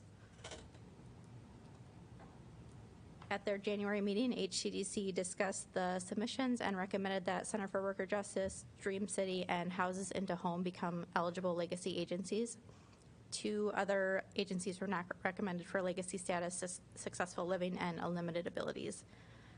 The discussion for each agency at HCDC revolved around services provided, such as whether they meet City Steps priorities, whether they are duplicative of other funded agencies, how many years they've been established, and a review of their financial submissions. The 2 agencies that were not recommended for funding were excluded based on their status as housing providers and their ability to get an administrative fee from other funding sources, such as through the home-funded projects. If approved, new agencies would be eligible for funding beginning in FY24. This amendment doesn't commit any funds to the new agencies, but rather allows them to compete for the Iowa City Aid to Agency funds in the upcoming FY24 application process, which will start later this summer, and funds would be available next July, in July 2023. The funding minimum for this program is $15,000. When reviewing the applications with HCDC, staff provided an estimate of how additional agencies will impact funding for the current legacy agencies. If 3 additional agencies receive the minimum amount of funding in FY24, it's estimated that current legacy agencies could see a decrease of about 4% in FY24. This is based on the assumption that the city would provide a 3% budget increase in FY24 for aid to agencies, and that the new agencies would only receive the minimum funding of $15,000. However, they could apply for as much as they desired. We can't account for the amount of funds that legacy agencies may request in FY24, so this is just a potential scenario where existing agencies may see their funding decrease as a result of adding more to the pool. And then HCDC has discussed several times at their meetings that they're interested in requesting an increased budget for aid to agencies in FY24. Thank you. Thank you. Any questions for Erica? I just have a couple of procedural questions based on reviewing the minutes. You'd mentioned that in January they reviewed the applicants. I know there was some discussion of how the consolidated plan had said, here's the list, this is set for 5 years, that's why we're doing an amendment, right, to amend Correct. the list. Did they land on, or do you have a recommendation for how frequently then the possibility of revising that list or opening up that application would occur? Yeah, I believe what they landed on was every 2 years, and so in the upcoming 2 years, we'll be revising our plan again, so I think we'll hit the new planning process for the next time. And did they land on a number of years as far as a minimum for the existence of the organization? I don't believe so. That varied quite a bit among the members, and I don't believe they landed on a specific year. However, I know they're each considering that in their recommendations. Is it fair to say that the only, I guess, for lack of a better word, strict criteria would be the had received emerging grant previously? Yeah, there's That's correct. There was consideration of agencies kind of following the process where they would apply to emerging, and then HCDC wanted to see there be a pipeline to how they could become legacy agencies. So that's kind of what they're trying to develop. Okay. There was some discussion, too, that I think at least one member of HCDC thought that there'd been like a much larger list of legacy agencies before, but I don't think that that was the case. Do you know where that discussion came from? I'm not sure that, I mean, we've funded additional agencies in the past because the legacy list is new as of FY21. So we've had a longer list of agencies historically that we funded. Okay. All right. Just that legacy designation is since 2019. Right. Okay. Thank you. I think they had to have gotten funding within a certain amount. Like they kind of, if they were dormant, then they didn't make the legacy list. That was sort of how it got cut down. Okay, if I remember correctly. Sorry, I'm like. Any other questions? Thank you. All right, anyone from the public like to address this topic? And there is a sign in. Please state your name and where you reside. I'm Karen Fox. I live in Iowa City. Welcome. I'm a member of the Finance Committee for the Center for Worker Justice. I just want to say that we're excited that you're even considering allowing us to apply for this funding in the future. We have been receiving emergent funding in the past years, but I can't remember exactly how many. But this is going to be important for us because what we offer to the city, to the community, is protection for low-wage earners. And they come to us for many different reasons, including wage theft, help with applications, help with registering for voting, medical assistance on the free medical clinic, and many other things. So I'm hoping that this just goes forward, and I thank you for considering it. Thank you. Anyone else like to address this topic? I see no hands raised online. All right, council discussion. I really like that there's a path for agencies that are proving their value in the community and most importantly for residents who need these various services. It's pretty bold to create this pipeline, if you will, especially knowing that there's a lot of complexity to it in terms of budget and considerations of, as it came out in the minutes, sort of where home base is, who are the residents that are being served, is it just in Iowa City or is it neighboring communities? And I just really appreciate the thoughtfulness of what HCDC talked about and some of the things that were brought up. I just want to sort of bring out for our consideration, and perhaps it's not for this agenda item, but for future discussion. One of them being, as HCDC has already indicated, looking at what that means for the budget moving forward. I hate the idea of agencies having to compete, and yet that has been the reality, as they have told us for many years. If we can try and lessen that burden some by incrementalizing the budget to recognize that they're providing services that the city cannot and perhaps should not, are not best equipped to do directly. I think that this is a really positive step. So I hope that we can have conversations about the budget when we get closer to having to revisit that, even knowing that we're going into a difficult budget season for the next couple of years. The other thing, actually, that's related to this is that there was conversation and discussion, particularly about houses into homes, and I use them only as an exemplar because they're based in Coralville, but they are serving, proportionally North Liberty, Coralville, Iowa City, and I think, to my way of thinking, very rightfully so, they landed on it's about who are they helping, not where is their home base, right? And I firmly believe in that. We've seen additionally through some of the ARPA requests of CWJ about being able to go to the different municipalities to say proportionately, we are serving folks in your area, but it's about maybe 15% of our clientele list. I'm spinning this out a bit, But I know HCDC discussed it as well, to have sort of proportionate buy-in by different municipalities. And I know that this has been something that has been raised by counselors before me. And I just think that, especially in this time where we are trying to be stronger and better together, I think that this possibly is a good conversation to revisit with our fellow municipalities about, we really, Iowa City is, I'm trying to think of the right words. Iowa City kind of Carrying more than our weight? Yeah, thank you. Thank you. I like it. I was working hard to be diplomatic, but yeah, here's the deal.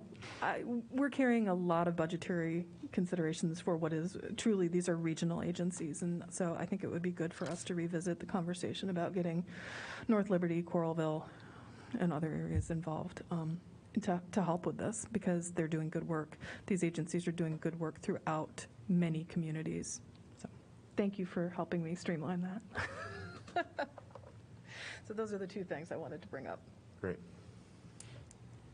I also just wanted to highlight something that was discussed at the commission in the conversation of like diluting the pot. And that was something that we've touched on before when we look at these competitive rounds of funding, and the fact that we know HCDC will be requesting more money because there'll be more legacy agencies, and that is the issue of contracting for services rather than having nonprofits have to compete, for a particular grant for a particular thing and all of the administrative burden that comes with that. So I hope that we continue to look at that.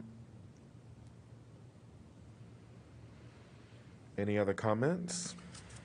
Mayor, I'd just like to mention how the city staff will approach budget next year. And of course, you'll have an opportunity. We usually do a budget session in September to get your early priorities. But based on past conversations with council, we are aiming to increase the aid agency budget 3%, as Erica indicated. And anything different from that, we'll need your direction to do so. I do caution you now, and I'll caution you again. I think last year across the general fund, our departments experienced, I want to say, like a 1.5% to 2% growth was our average, and we think next year will be a little bit tougher. So I don't know that even our operating departments will hit 3% for a couple years in a row. And there's definitely some stress as you look to potentially expand this budget. Just know that those same stresses are on your municipal operations as well. Great. All right, any other comments? Roll call, please. Weiner, Yes. Alter, Yes. Burgess, Yes. Harmson, Taylor, Yes. Teague, Yes. Thomas. Yes. Motion passes 6-0 with Harmson absent. We're on to item number 15, which is property clean-up assessments. Resolution adopting an assessment schedule of court-ordered nuisance abatement charges and directing the city clerk to certify the same to the Johnson County Treasurer for collection in the same manner as property taxes. Can I get a motion to approve, please? So moved. Weiner. Second, Burgess. Anyone from the public like to address this topic? If so, please step to the podium. Seeing no one, council discussion. Roll call, please. Alter, Yes. Burgess, Yes. Harmson, Taylor, Yes. Teague, Yes. Thomas, Yes. Weiner. Yes. Motion passes 7-0. Item number 16. 6-0, sorry, with Harmson. Oh, did I say 7-0? Automatic. 6-0 with Harmson absent. I did say Harmson absent, though, right? Yeah, interesting. All right. Item number 16, announcement of vacancies new. Applicants must reside in Iowa City and be 18 years of age unless specific qualifications are stated. Board of Adjustment, one vacancy to fill an unexpired term, effective upon appointment through December 31st, 2023. Applications must be received by 5 p.m. Tuesday, July 26, 2022. This. Would we be out of line to mention now, or you can mention later about why there's a vacancy on that? And Yes, and, or are you planning to do that later about Amy or the board member? You can do that if you like. Okay, yeah. I just wanted to mention that on a very sad note, that we received notice that the member of Board of Adjustment, the reason there is a vacancy on there was that Amy Pretorius, who'd been an excellent member on that board, excellent attendance and very productive member, had passed away just recently. And so that was very sad. And our thoughts are with their family. Absolutely. Absolutely. Sorry, didn't mean to interrupt. No. Okay, if I can add on, she leaves a husband and a very young son. And the memorial service is tomorrow morning at, I believe, the Kirkwood, I can't recall where it is. It may be out at somewhere else, but in any event, you can find the information on Lansing. Yeah, and Amy had been serving her first 5 years term that began in January of 2019. So, yeah, certainly condolences to the family of Amy. On to item number 17 is announcement of vacancies previous. Applicants must reside in Iowa City and be 18 years of age unless specific qualifications are stated. Climate Action Commission, 1 vacancy to fill an unexpired term. Human Rights Commission, 1 vacancy to fill an unexpired term. Parks and Recreation Commission, 1 vacancy to fill an unexpired term. Applications must be received by 5 p.m. Tuesday, July 5th, 2022. Airport Zoning Board of Adjustment, 1 vacancy to fill a 5-year term. Airport Zoning Commission, Iowa City Representative, 1 vacancy to fill a 6-year term. Historic Preservation Commission, East College Street, 1 vacancy to fill a 3-year term. Historic Preservation Commission, Jefferson Street, 1 vacancy to fill an unexpired term. Historic Preservation Commission, Jefferson Street, 1 vacancy to fill a 3-year term. Public Art Advisory Committee, Art or Design Professional, 1 vacancy to fill an unexpired term. Public Art Advisory Committee, Art or Design Professional, 1 vacancy to fill an unexpired term. Senior Center Commission, 1 vacancy to fill an unexpired term. Vacancies will remain open until filled. We are at item number 18, which is City Council information. And I will remind City Council that we will return back to our work session after we're done here. Right, so my only information has to do with my used to be favorite topic, COVID, still with us. We're still at high transmission rate. However, vaccines are finally available for everyone. So 6 months to just under 5 years. They're difficult to find right now, as has been the case every time. I mean, honestly, I would have thought that folks would have organized themselves in advance. But they are here. You will, if they're, it's really been the big gap in vaccinations. Johnson County's highly vaccinated, so I expect parents and guardians will step up here as well. But it's great news.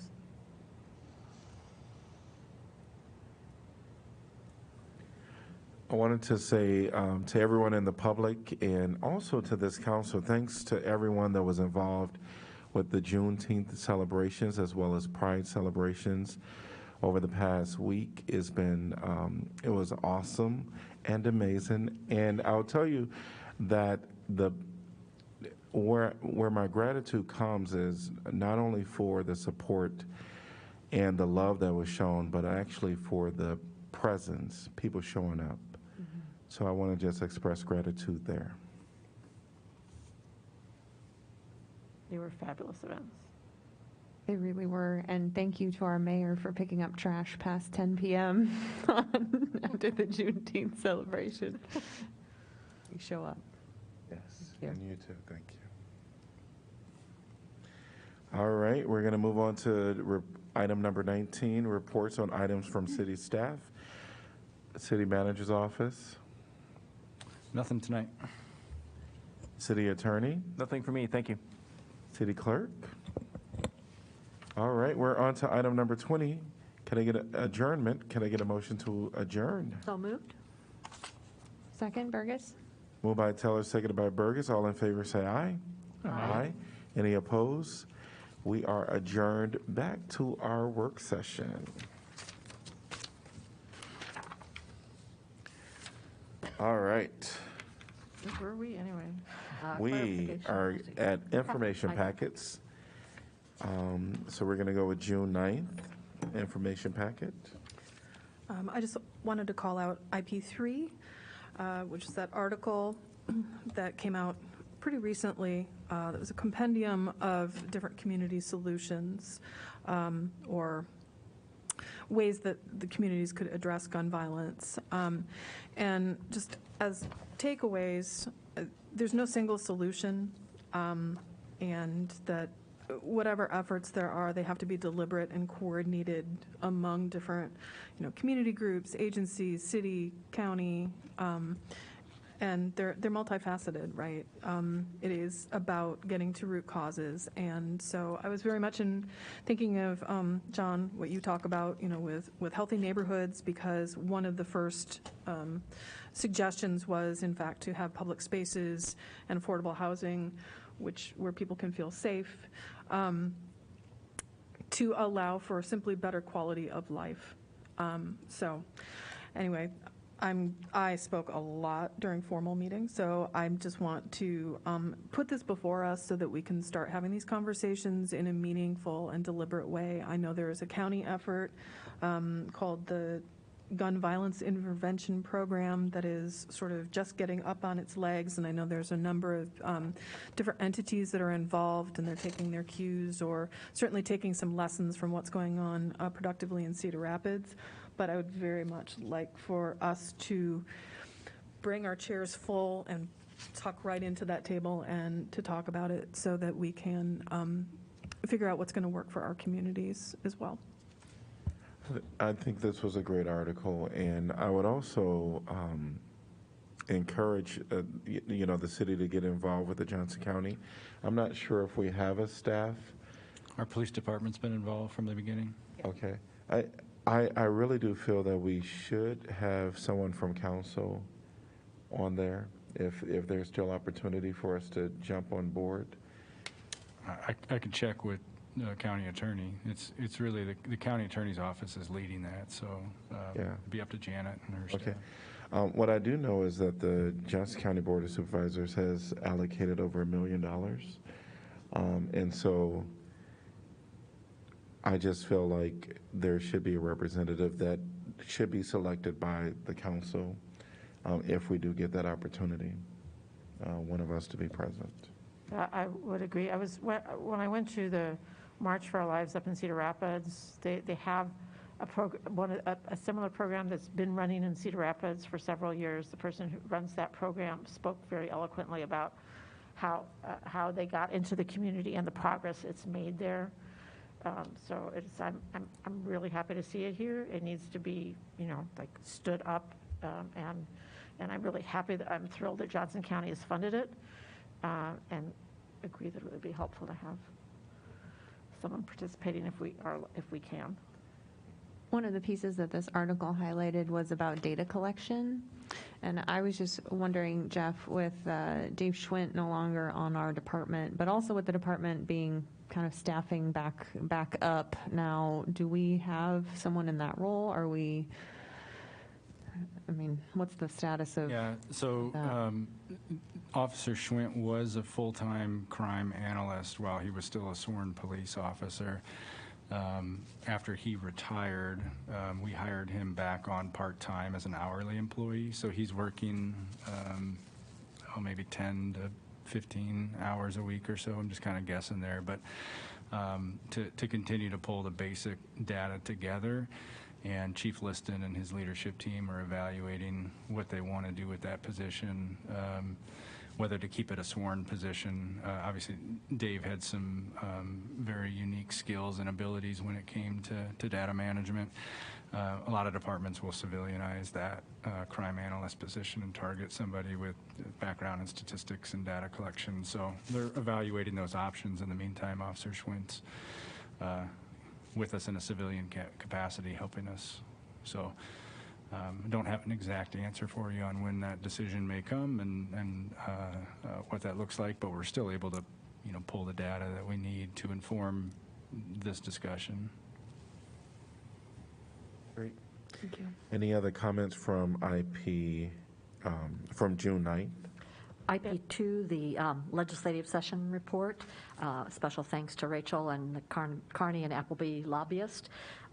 With an upcoming election in November, it clearly shows that it's very important to vote and to follow up on these issues and hold our elected officials accountable for these things. And I hope that we can continue to have a lobbyist there to have ears on the ground for us. Yeah, I was going to call attention, not surprisingly, probably to IP2, with particular focus on the issues that are highlighted at the beginning of the memo that could come up that are of concern to the city in this session. That this is the second year of the session, so things have to start over. Bills will have to be introduced anew, but that could be could be introduced in the next session and could be of real concern to the city. So sort of take a look at that and think about it as we move forward with some of our priorities. I wanted to just bring up our pending agenda, tentative meeting agendas. One, our next July is going to be a unique month where we're just going to have one meeting for the work session and our formal meeting on July 12th. But on Monday, July 18th, we're going to have our joint entities meeting. And so we probably should determine any topics that we want to add, should there be any, today, because that agenda will more than likely be posted by the time we get to our next meeting. The Guideling was not able to present last time. I would hope that they could present in July so that we could get a better sense of how things are going there. Well, you have Guidelink and you also have Better Together 2030. So maybe we can just, pass that along, not to say that they both, but just as opportunities for some type of a Brief report. Yeah, brief report. Any other ideas? All right. Anything else from June 9th IP? June 16th information packet. All right. USG, we saw them earlier today, but they are no longer with us. So thanks for coming and being a part. Any council updates on assigned boards, commissions, and committees?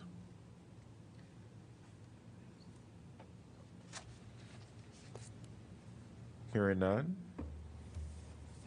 Maybe. I apologize. I was trying to get my bearings. Did we have not discussed, I think it was actually IP4 for June 16th. It's the ARPA nonprofit operating memo. So we did. We did. Yeah, we quickly. I've been here too long. No, you're fine. I'm sorry. About 2 minutes Yes. before the formal meeting. Yes, it was really quick. It was very, very quick. Right. Yes. Okay. All right. Anything else? All right. Enjoy the rest of your evening. It might be raining. Sounds like it. Sounds like Does it, sound yeah. like it, yes. Hopefully.